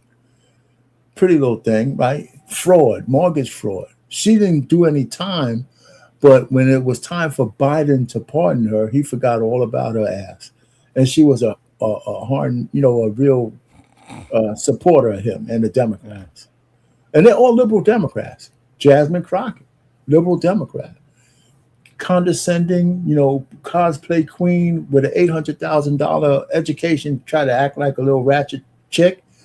So when she ran for Senate, the Democrats abandoned her. Okay. And they put somebody else in. Now, she ain't commit no crimes, but, we saw how she acted and behaved. So who you think's supposed to be in there besides these chicks then? So do you see a pattern with these chicks? And the pattern that you identify with them is that they're not of a certain kind of integrity. I think politics is dirty anyway. You feel me? So I'm trying to think, is it that they got caught while they were trying to participate dirtily in the dirty game, or they don't know how to do dirty the right way in the dirty game? And other women need to be selected. No, I hear your question. My thing is that I put liberal Democrats because that's where they sit. Okay. I would prefer them to be all successful. I would prefer them to be successful. You achieved the office. There's people out there who voted you in or elected you in, and I expect you to act right. Don't be fumbling the bag. Don't, you talk about this glass ceiling, right? If I got a list of 20 women who fumbled the bag, why would I vote for the 21st? True that. You know what I'm saying? Why? So they're ruining it. They're talking all this shit on one end, but if I have they're not going to put a brother in that position. Well, hold on for a second. We'll get to that. I mean, I just want to go through. But you're right. But that part of it we could discuss. Mm-hmm. But this is primarily to show that women have, when they say they don't have opportunities, well, that's a lie. Because we have a list of them who not only had opportunity, they succeeded, and then they blew the bag. Okay. Right, and that's the bad part of it. You succeeded, and then you blow the bag. Natalie Hall. She found a guy that she liked who was one of her subordinates. He was not only busting her out everywhere in the office and all of that stuff. She put a tracking device on his car. She put a tracking device, and then he sued her because she fired him, and he won $1 million. Oh, really? Okay. Damn. I mean, come on. Harriet Thompson in New York, she's a judge. She's a homophobe, of course, and they kicked her off the court because she's not timely. Her docket was full, and they have all kinds of allegations of racism and stuff like that. So they made her resign. Wait. She's racist and homophobic. And homophobic. Hold up. The very first thing that they throw at you, they say you're racist, sexist, and then say homophobic. So she can't be sexist, but they gave her the other two. Let me put it this way, but they usually have a white face by saying that, right? Not a black face. No. It's usually blackface. They'll say racist, sexist, homophobic. It's the liberal trifecta. All right, so another sister here, Christine Peterson. She was a judge, and they fired her for systematic incompetence. And she also got a felony. They had a video of her in the back of a police car, drunk as a skunk, titties almost falling out of her dress because she didn't have she had some nice knockers too. Nice. And she's giving a cop a hard time, so she gets kicked out of. So she's a judge. But look, this just shows you black women ain't supposed to be in power. Well, let's just keep going. Patrice Cullors. I don't know if supposed to be no power. Patrice Cullors, a BLM. She's a BLM lady That bitch don't who's a lesbian, but she made millions off the backs of dead black men. She don't count. She not even from our fucking community. She ain't even connected to our culture. She utilized black with a Rich Peckerwood as some form of the branding of black. Hence Black Lives Matter, as opposed to Hands Up, Don't Shoot, which was the actual call out there in Ferguson when them nasty motherfuckers jumped their ass on the, you know what I'm saying, in the way. There you go. Another one, LaTosha Brown. Just Allentown, PA. She made this noose and said somebody put a noose on her thing, but the only DNA on the noose was hers. And that bitch got blonde hair too. Think about it. Yeah. I can't stand so who is she trying to get in trouble? Wait a minute. She got blonde hair. Obviously, she, you know what I'm saying? She revered these motherfuckers to some form of degree. All y'all that got blonde hair, y'all revere these motherfuckers to some form of degree. Isn't that weird, man? That's the craziest shit, man. These sisters talk about that shit and they got blonde. I mean, I can't stand it, man. Yeah. If they really, the funny part about it is maybe some lighter skinned sisters might be able to rock it. But if you're dark skinned, man, you look really weird, man, with blonde hair. They all look weird with blonde hair unless it's natural on their head. The thing is, even if it's natural on their head, it ain't natural like a white bitch is. No. So wear a black woman's blonde hair, you know what I'm saying? Because we know that happens, right? Yeah. You know what I'm saying? Sneaky master or sneaky overseer, you know what I'm saying? 200 years back, we know how it goes, whatever. Or, you know what I'm saying, honkies in the 1940s, whatever. All right, it happens how it happens. But don't try to turn it to a white bitch blind. And it never looks good. Never. Okay, LaToya Cantrell, she just got out of being mayor. She's indicted now. And she was a pretty hard ass mayor down in New Orleans, right? You got to be kind of hard down there. And she did a couple things. She's banging out. First of all, if you have a female mayor, it's good to be the police chief because they're giving you bonds. So she's banging out her police chief. No shit. Right? Yeah, so she's married, but then they also misappropriated funds, and so she's under some kind of indictment.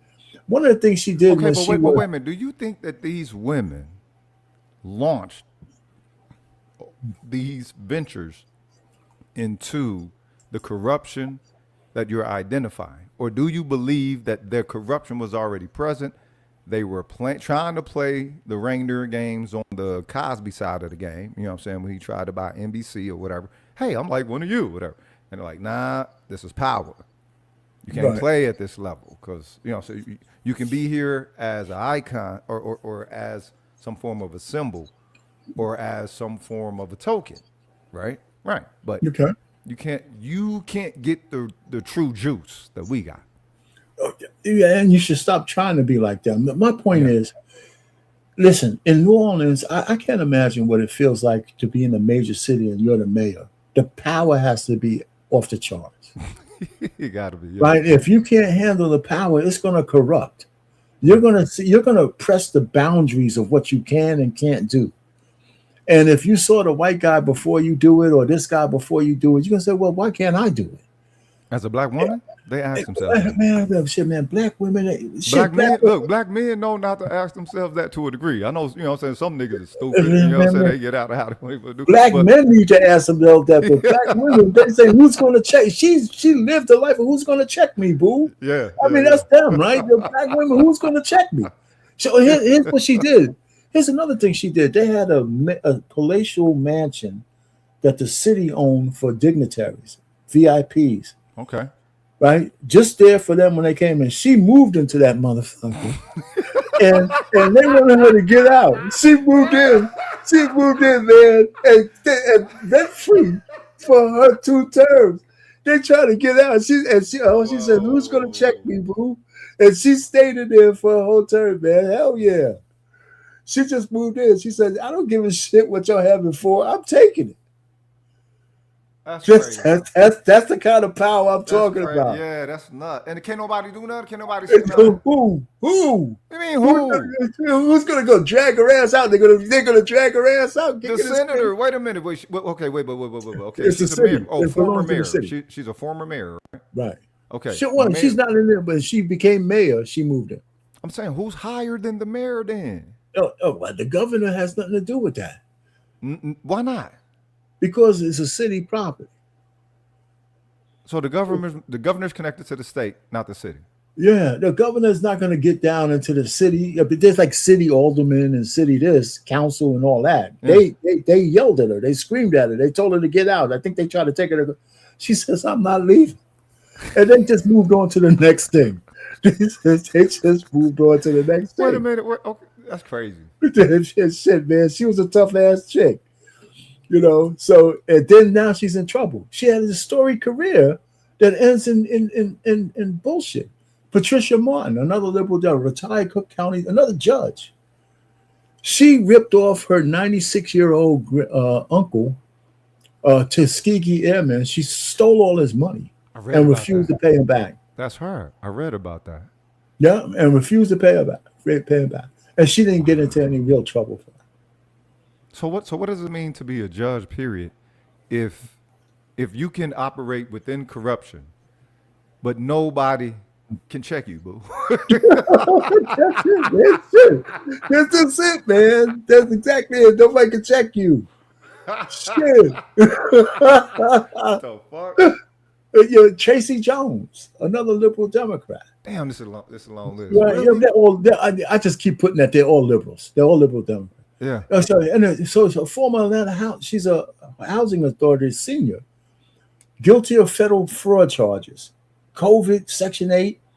You know, the whole 9 yards, man. Vouchers, all shit that's traceable, by the way. All this shit is traceable. I mean, but they try it. You know what I'm saying? They try it. But the thing is, I wonder, I would like to talk to these chicks to see if they see another judge. Fuck. No, man, of course, you know, they're just trying to get away with what they can get away with. Okay, so here's another judge. She tried to murder her boyfriend. She shot him in the head. And she shot him. He was cheating, right?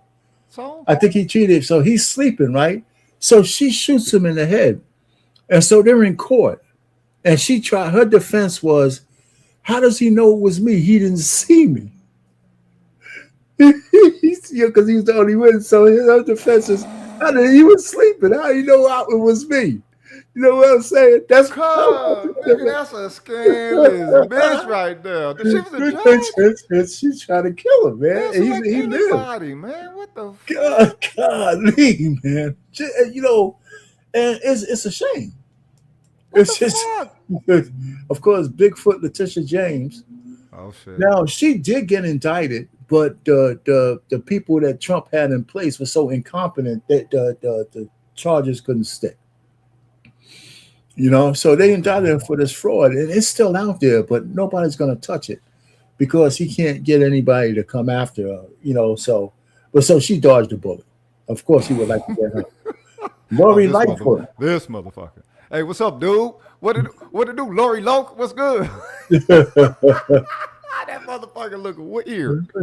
Oh man, Lori Lightfoot. Man, look, could you see that bitch on the ballot and be like, I'm finna hire her? What the fuck did she tell you to make you say, you know what? She has my vote. Well, you know what? You know why? She went in as the first lesbian alphabet mafia community. All right, yeah, whatever. Yeah, but she had a tumultuous relationship with the police and everything, man. It was just a bad. She was the first mayor who couldn't get reelected in 40 years. Who the fuck would select that bitch? Hey man, you know what? You can't race. She don't have to be pretty to be mayor. Hold on. Wait. So the thing is, she was the first mayor of the black mayor, or whatever. For Chicago. In Chicago. Well, I mean, you know, a lot of them is like that. A lot of them more on Capitol Hills like that. Whatever it is, what it is. But the thing is Chicago turning one of them cities? Well, Chicago's a blue city, of course. But to tell you the truth, but Chicago's a black Mecca. I guess it ain't so much dark country as DC used to be. No, that's not like DC. But the point really is that she's bad, but the guy who came after her is even worse. So Brandon Johnson's even worse than she is. All right. Of course, Mayor Bass, no criminal activity, but she was over there fiddling in Africa while Los Angeles burned. Wow. Yeah. And then she hired a DEI police chief who also hired a second in command DEI lesbian police second in command. And it was just a comedy of errors. And she might win another. It's LA though. So you're gonna have some weird shit going on in LA. No, down in LA. Okay, well, Keisha Bottoms. Now, she doesn't have any criminal activity, but she had a terrible 4 years as mayor. She pretty much kind of wanted to resign. I mean, there was a whole bunch of violence going on. They had a big cyber attack. They had a corruption investigation. They had C-19 issues. They had a whole bunch of social unrest. And so she didn't run for a second term. But guess what? She's running for governor now. Okay. She's coming back to run for governor of Georgia. So, and I tell you what, and she's, of course, a liberal Democrat.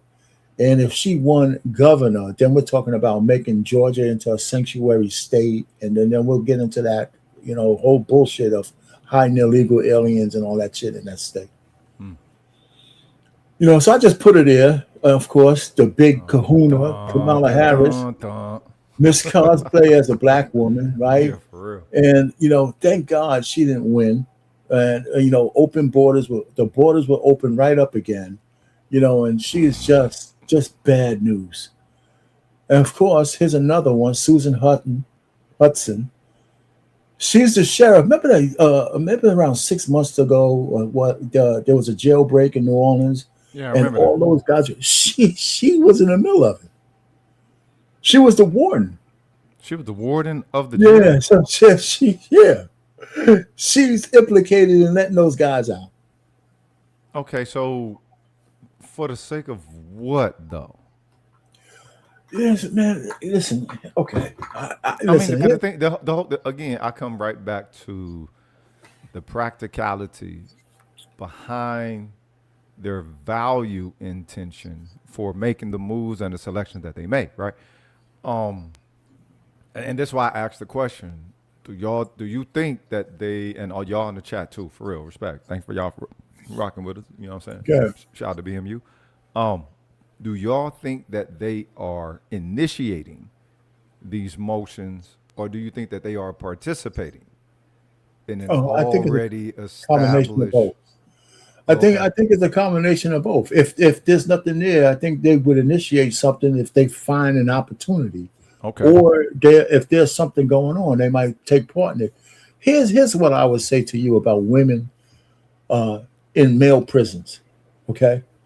Right. If here's the first thing you can't do is have women who govern men in prison.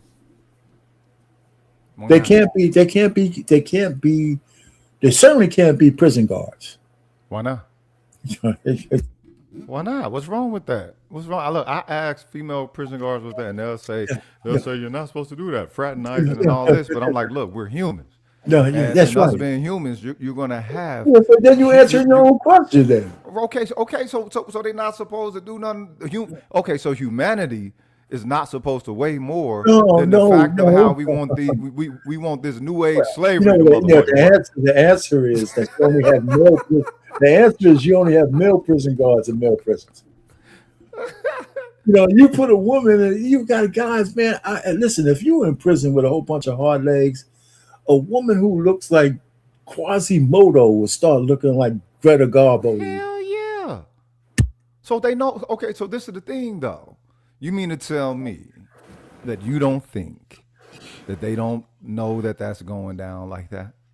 You don't think that some of that is a setup for? Well, who's setting it up? But go ahead, finish.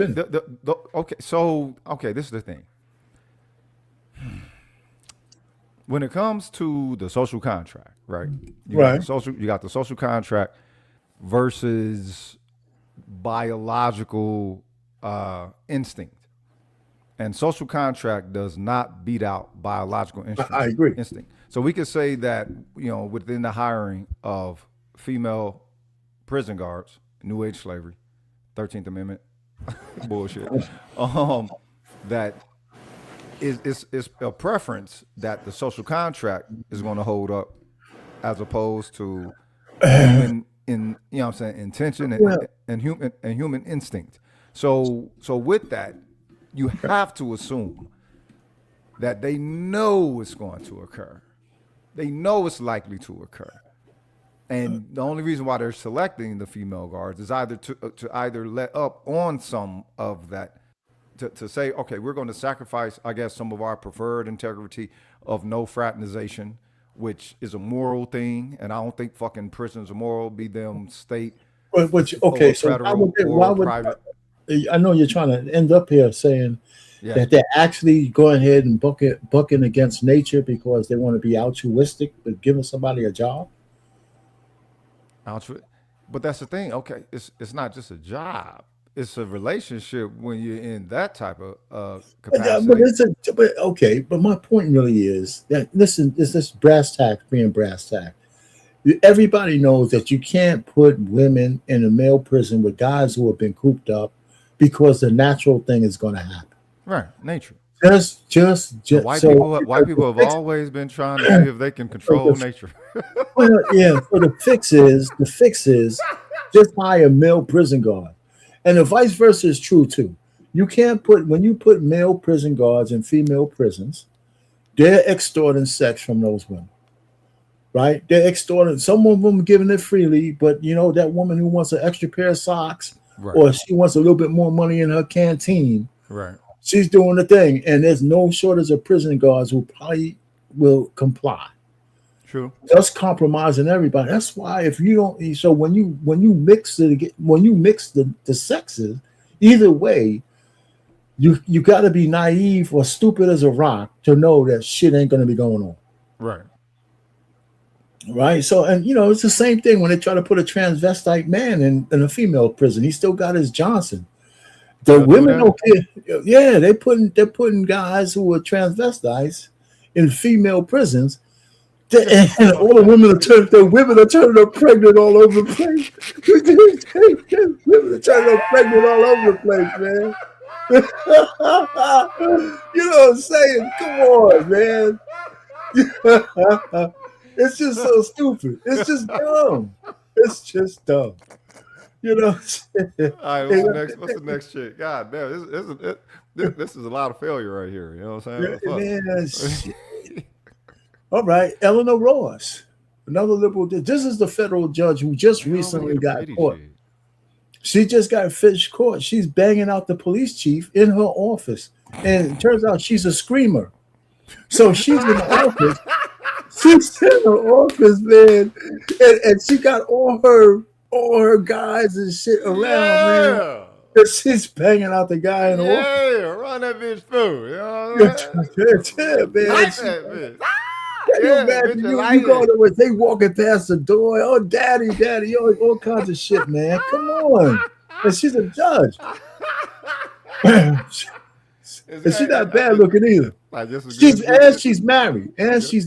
Marriage don't mean shit in none of this game. It's supposed to. They don't mean nothing no more. We're in the future, man. Obviously. The next one is they miss a lot of judges, man. Yeah, these judges. Nigga, I'm a holler, cuz they freaks now. Nigga, you know what I'm saying? You know these are motherfucking freaks. You see a black woman, you get introduced. You see a black woman in the bar, you say, I'm a judge. You automatically say, you must be a freak.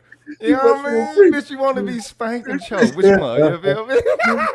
That's so funny. So here's another one. She's suspended indefinitely because of her activities as judge. Misconduct, administrative failure, all kinds of things. What the hell, man? Another one. Monique, mayor. Here's another mayor. Fucking mayor, cuz. Man, black women in power is some freaks. Okay. Yeah, so this one, she defrauded some COVID funds. They bumped her case down from a felony to a misdemeanor, and they gave her no jail time and a slap on the wrist.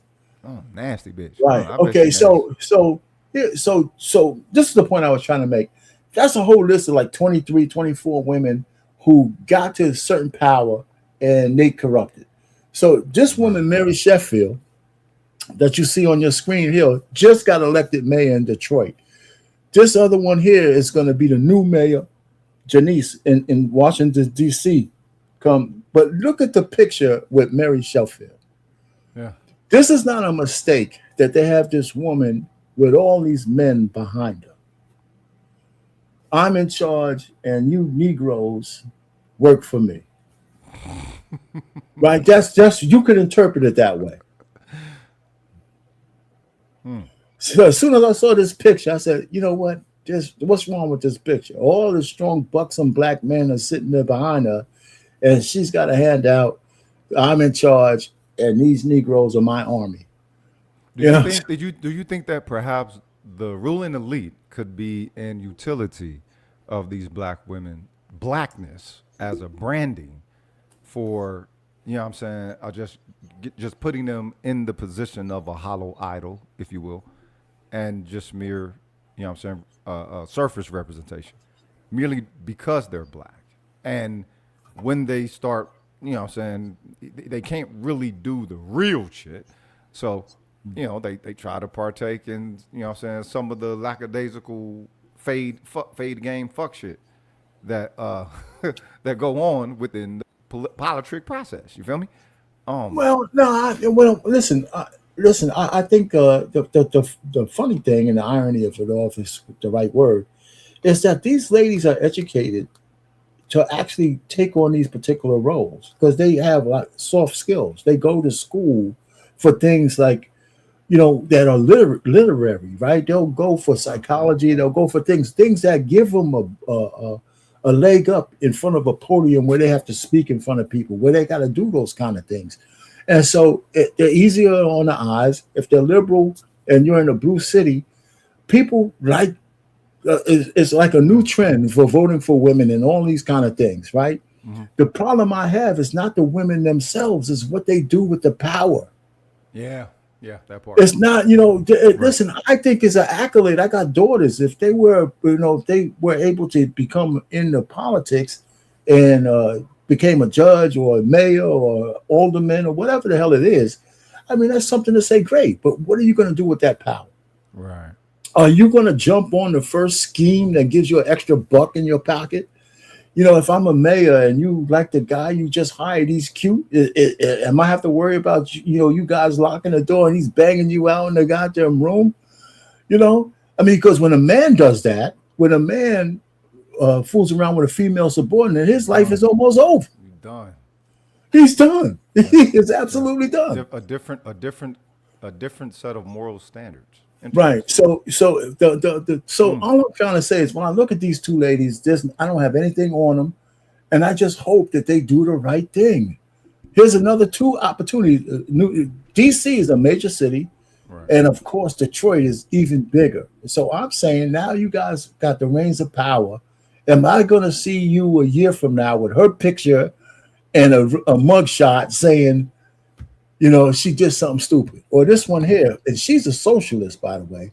This one is a little bit more conservative. But this one here. What the fuck do that mean when they're in the position of a mayor for a major city? What does that mean? That they're socialists or liberals? What, I mean, well, being a socialist means that you want to take over all the means of power, all the means of production, right? So you're for freezing rents, you're for taxing the rich till they leave and move, and you're for big government. You're for big government and control of everything. You know, you're not a free market person anymore because you inherently think the free market is bad. But when it comes to a mayor, they set rules. They set the agenda. So each mayor can set a subjective agenda. If listen, in Mondani in New York, for example, he had a plan. But the truth of the matter is he also has a board of directors, has a board that's under him. But the point really is he picks the members of the board. Okay. So if he needs to go through them, he's going to pick guys who are in line with his thought process. Right. So when it comes time to a vote, he has this idea. He could almost get a unanimous vote on all kinds of shit he wants to do. Now, the only time he has a governor is when he needs something from the state, and the governor says, "Listen, I can't. You know, I hear what you're trying to do, but you need my permission. I'm not going to do that." Right. You know, so that's his only governor. Other than as a mayor, he has like absolute power. You know, he could determine what the police do and who they cooperate with and how much and where he has them stationed and located and what the priorities are. He could do all that. But see, that's the thing that interests me when it comes to a mayorhood. The fact that they say it's the people who choose. Is it the people who choose the mayor, or is it the current running economic power structure that was running with the last mayor came? Is it the people or the private sector? Because to me, if they're able to fuck off like this and black women can have all this kind of fun, we already know that there's, black women are more malleable, and that's pretty much all that they accept from them. But again, when it comes to participating in the execution of power, okay, they're not down with them with that. They, you run some orders or some shit, but as far as the power, and they never flex it for the community. So this is my question to anybody. Okay, when it comes to operating within a position of power, right? And you know that other people are there and other groups are there operating under their own group, personal, subjective, even if you want to, tribal behalf. What is it about your black ass and your blackness that connects you into being beholden, into being beneficial toward your community when you're in that position? This has mayor, police officer, DA, right? You know what I'm saying? Lawyer, judge. Yeah, but isn't that an individual thing? You should have a desire to do well once you get into those positions for your constituency, and that's the people who vote you in. Right? Okay, they voted you in. But it's black women constituency, black people. Well, hold on. If I'm a mayor of Detroit, she got voted in by all people, the majority of people, period, black, white, and indifferent.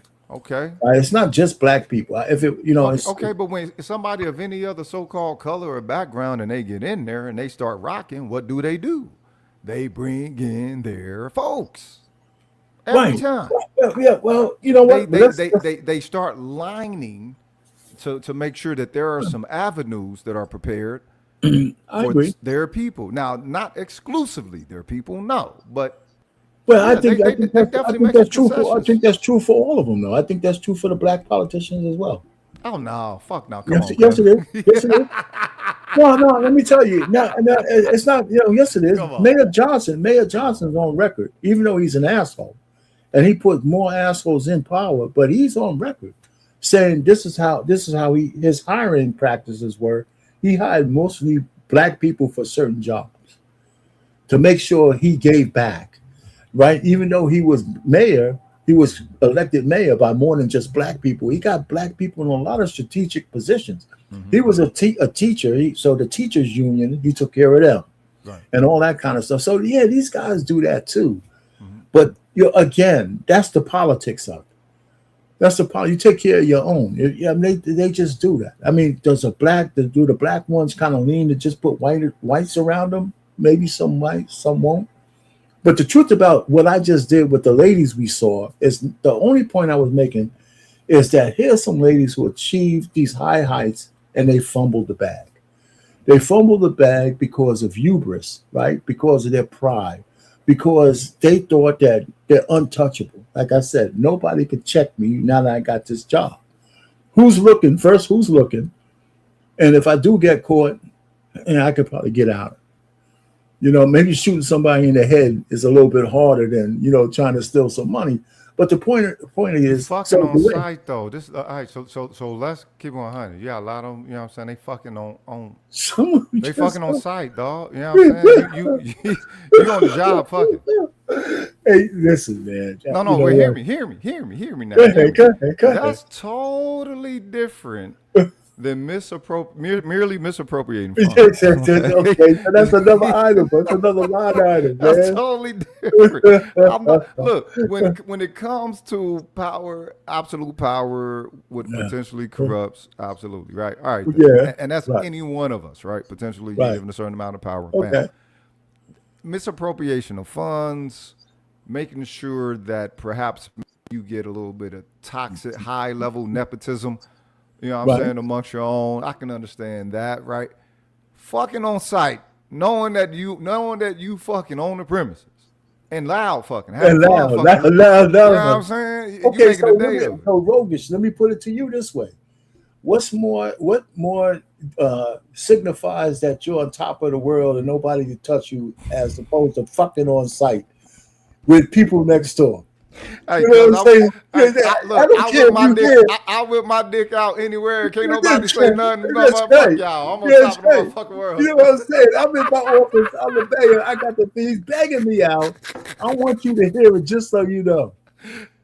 So what's this shit? I can embezzle money in secret. I want you to know what I'm doing, goddamn. You know what I'm saying? Can't do shit. I mean, this bitch probably doing all the goddamn corruption. And she busted it open right there in Office 101. It's incredible. So again, you gotta bear with me because even now I got a song for the sisters for the future.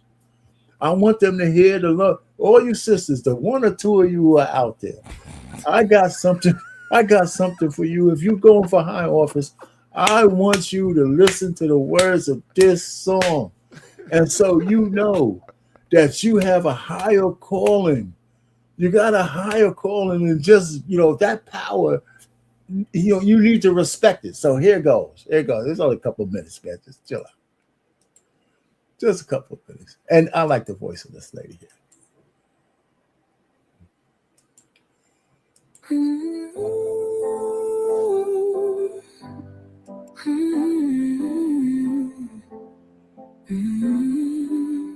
In shadows of the throne where the echoes play, crown thorns adorn with dreams of yesterday.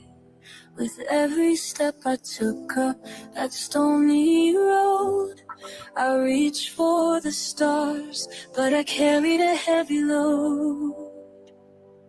Hubris, the fall from grace, chasing shadows, lost my place with fire in my veins. I touched the sky.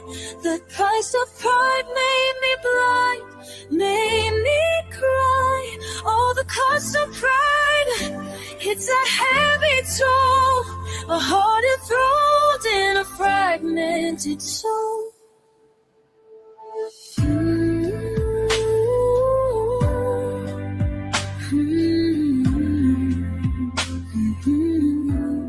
The whispers of the wise, I ignored their call. Caught up in the grandeur, I was destined to fall. In the mirror of my mind, I saw God and gold. The higher the mountain, the darkened my soul. Hubris, the fall from grace, chasing shadows, lost my place with fire in my veins. I touched the sky, but the price of pride made me blind, made me cry. Oh, the cost of pride, it's a heavy toll, a heart enthralled in a fragmented soul. But in the silence, the truth does gleam, a flickering light in a shattered dream. I'll rise from the ashes with lessons learned, a whispered promise for my bridges burned. Hubris, the fall from grace, chasing hubris, the fall from grace, chasing hubris, the fall from grace, chasing shadows, lost my place with fire in my veins. I'll touch the sky, but the grace of right made me blind, made me cry. Oh, the cost of pride, it's a heavy toll, a heart enthralled in a fragmented soul. So here I stand with my humbled heart, embracing the scars, a brand new start. With wisdom gained from the ashes I rise, no longer blind, I reclaim the skies. Oh, the cost of pride, now a tale I tell, for it's in our faults we must learn to cover well. There you go.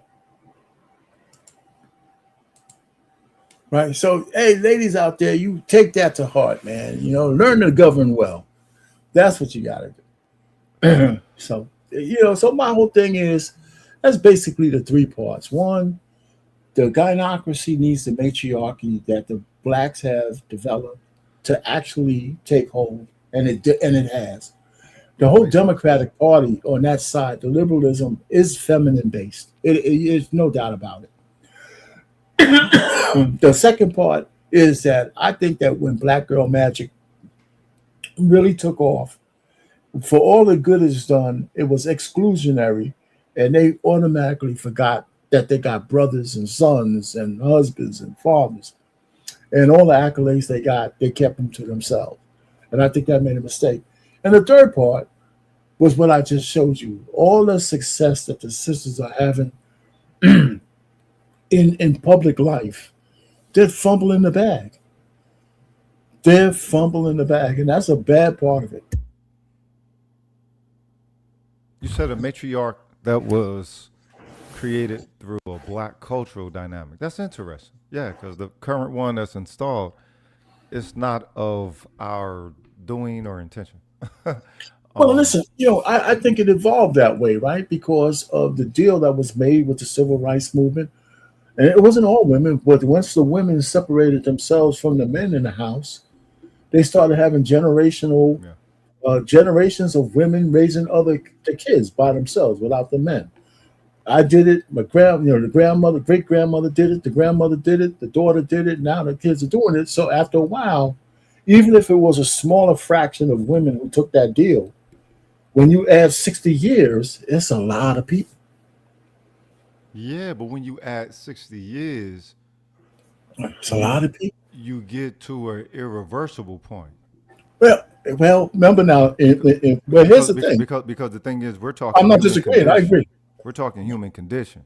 I don't disagree. And within the current style of social conditioning, that the human condition has observed and been under, it's more along the line of something that should not have been lost to the integrity that it was lost to. It's not something you can just fix like that, because the thing is that which should have been declared more precious, it wasn't. And that was the objectivity of it, not based off of politics, not based off of what the traumatic historical account and relationship has been, just based off of a people's objectivity themselves. Well, someone wrote this. What do you think needs to happen? I mean, from your perspective, okay, we're not going to fix what happened in the past.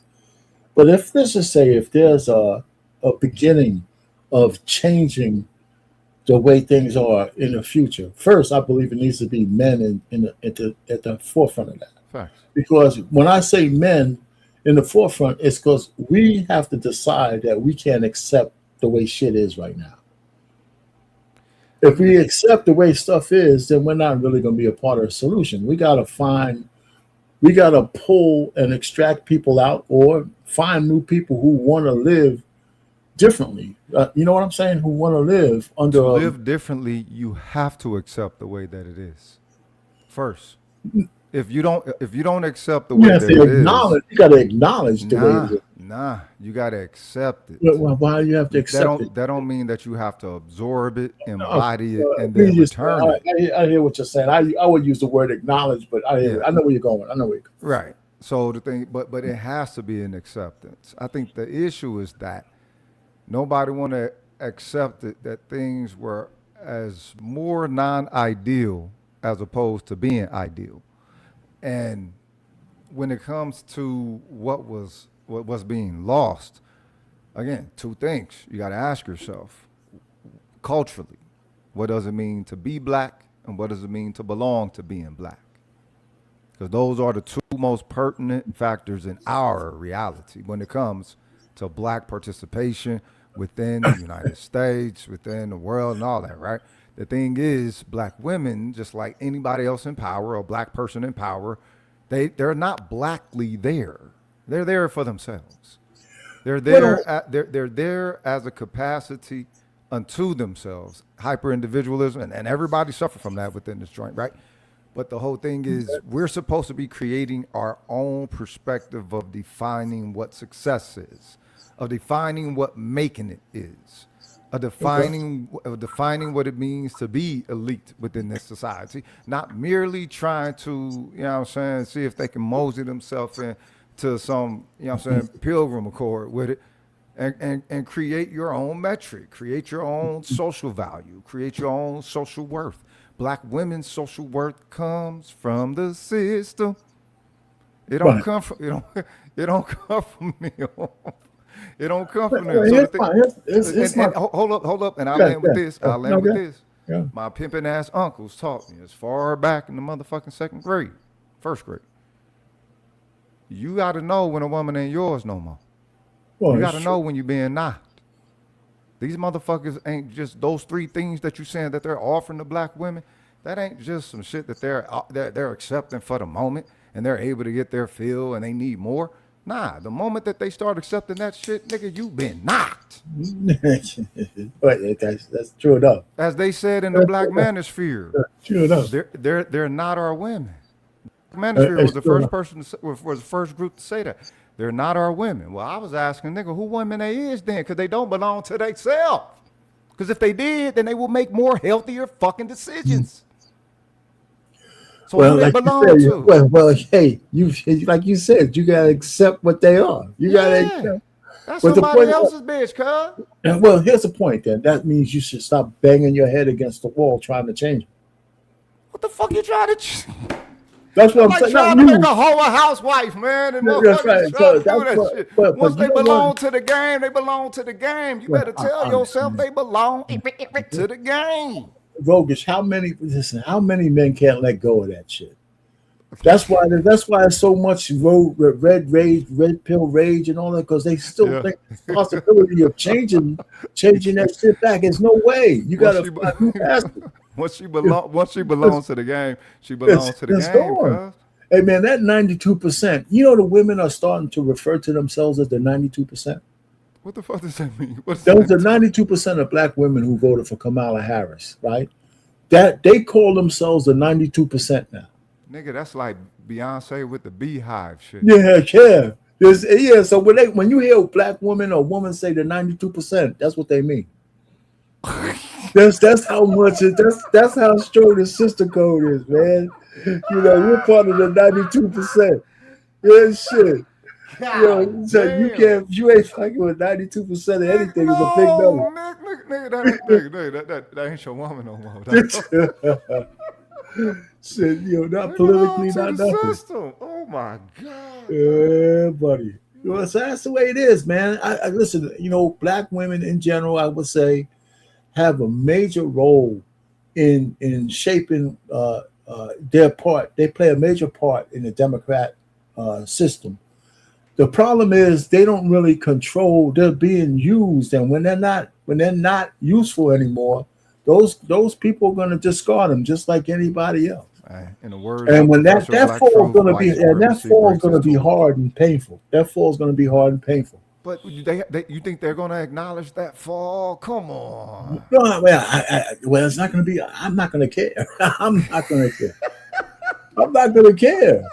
I really am. I mean, I think almost feel like the Roger Report over here. You know I'm not going to care. But remember, that saying, and this is the thing where women have to understand, because there's some truth to the saying that the hand that rocks the cradle rules the world. Right? Okay. And if you ever heard of that one before, right? Vaguely. Right. So the hand that rocks the cradle, the people who control the babies and grow them, right? They rule the world. They shape shit. Okay. But I also say that the hand that's rocking that cradle, if they're crooked and they're not straight, they could also ruin the world. Facts. Fact. They could also ruin the world. Yes, sir. So that's where we are. So when I show those women who were on the right path, achieve these high heights, only to blow it, they're not ruining the world. They're ruining it because not only for themselves, they're now. I'm looking at all black women in power with a jaundiced eye, especially if they're liberals. Damn. You know, so I mean, I'm saying, wait, if I vote for this chick, is she gonna? One day I'm gonna wake up and see the news thing and she's banging out somebody in the office, or she's stealing money. She's got, But hold on, okay, but hold on. Do they show any element of that character before they get in there? The thing is, if that's one of the factors that's going to be, needed to be filtered, what is it of their character that is being displayed prior to them? Well, during the campaign trail, you only see the representative. If they have you only see nigga, I'm gonna tell you like I'll tell any motherfucker on the internet since 2006, 2007. Y'all launched this motherfucker, nigga. If you don't know a hoe, if you don't know a motherfucking hoe, it's something wrong with you. Fuck the motherfucking hoe. We ain't just talking about hoes. We talking about women running for political office too. Nigga, that bitch busted open on motherfucking grounds, nigga. What the fuck are we talking about? Oh, man.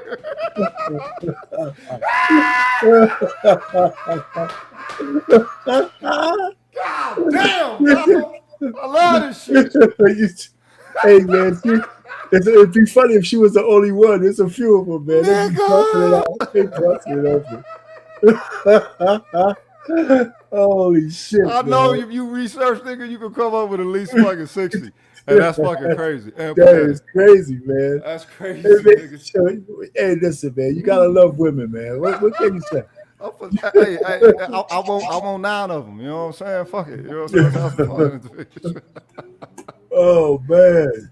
So anyway, man, any last words, brother? I appreciate the sharpening and the hey man, thanks for showing up, man. We got like conversations going on in the chat, man. I'm sorry, but that's cool too, man. Thanks for the chat, man. Everybody hung out. So, got any last words? Anything? No. Thanks for the sharpening and the hospitality. So, you're right, man. Thanks for coming up, man. I appreciate it, man. Yes, sir. All right, bro. Let me get ready to get out of here. Listen, I think like I came here with a purpose. Anybody who heard me, Rogish, thanks for coming up.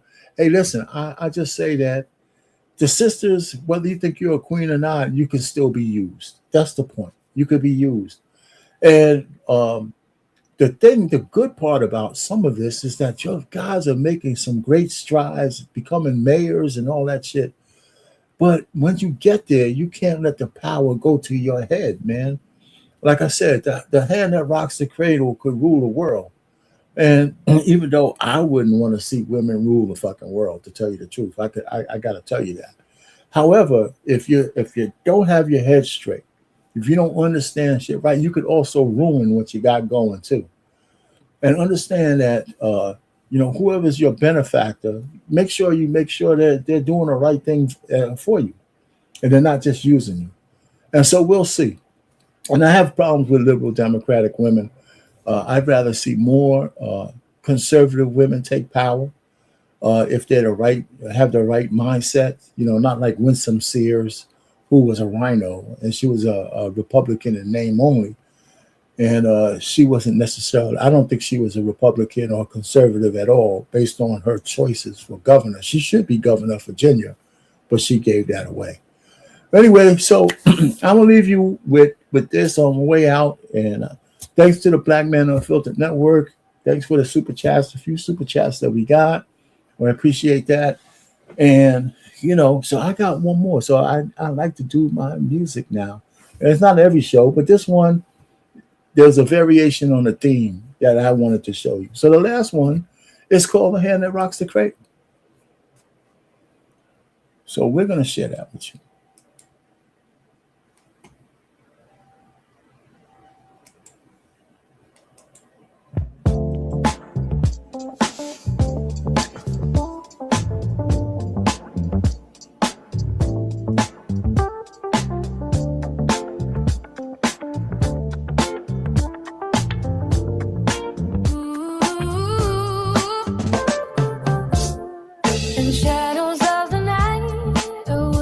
is cold.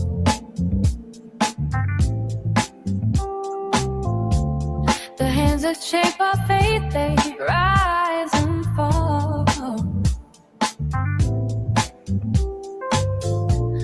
From cradle to the throne, they spin their tales. Every secret dream in silence prevails. A mother's heart, a soldier's mind, guiding souls through every fight.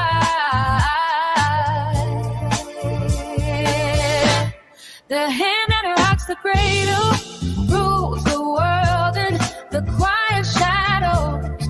The banners unfurled through the depths of sorrow, through the heights of grace.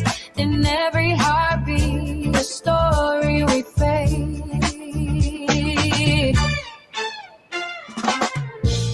With every gentle push, a legacy's born. In the silent struggle, the weary are one. The world may turn, but in this space, the decadence of power takes place through joy and pain. The echoes sing of love's ferocity and what it brings. The hand that rocks the cradle rules the world in the quiet shadows. The banners unfurled through the depths of sorrow, through the heights of grace. In every heartbeat, a story we face.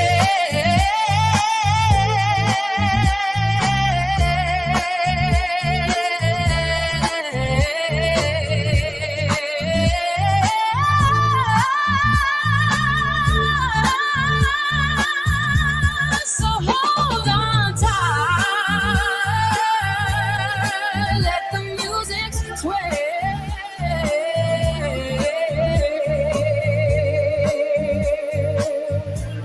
The hand that shapes us will find a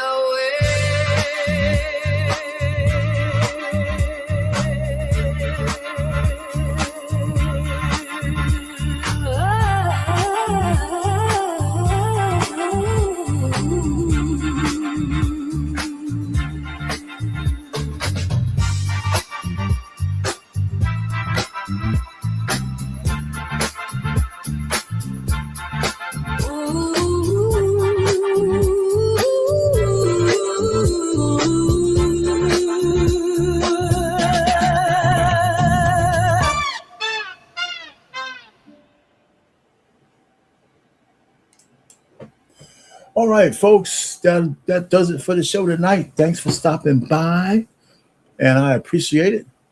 Art Payne, your favorite baby boomer for the Black Men Unfiltered Network. Until next Monday. Hey, listen, tomorrow we got flipping tables. Wednesday, there's one-on-one sports. They got crazy ass, my man after that. I forgot the name of his show. Tarus is coming on after the sports show at like 8 or 9 or something like that. And then Friday we have the barbershop. So come hang out with Black Man Unfiltered Network all week long. We got something else to talk about. And with that, good night, all. We'll see you next week when I come up with something else. All right. Night.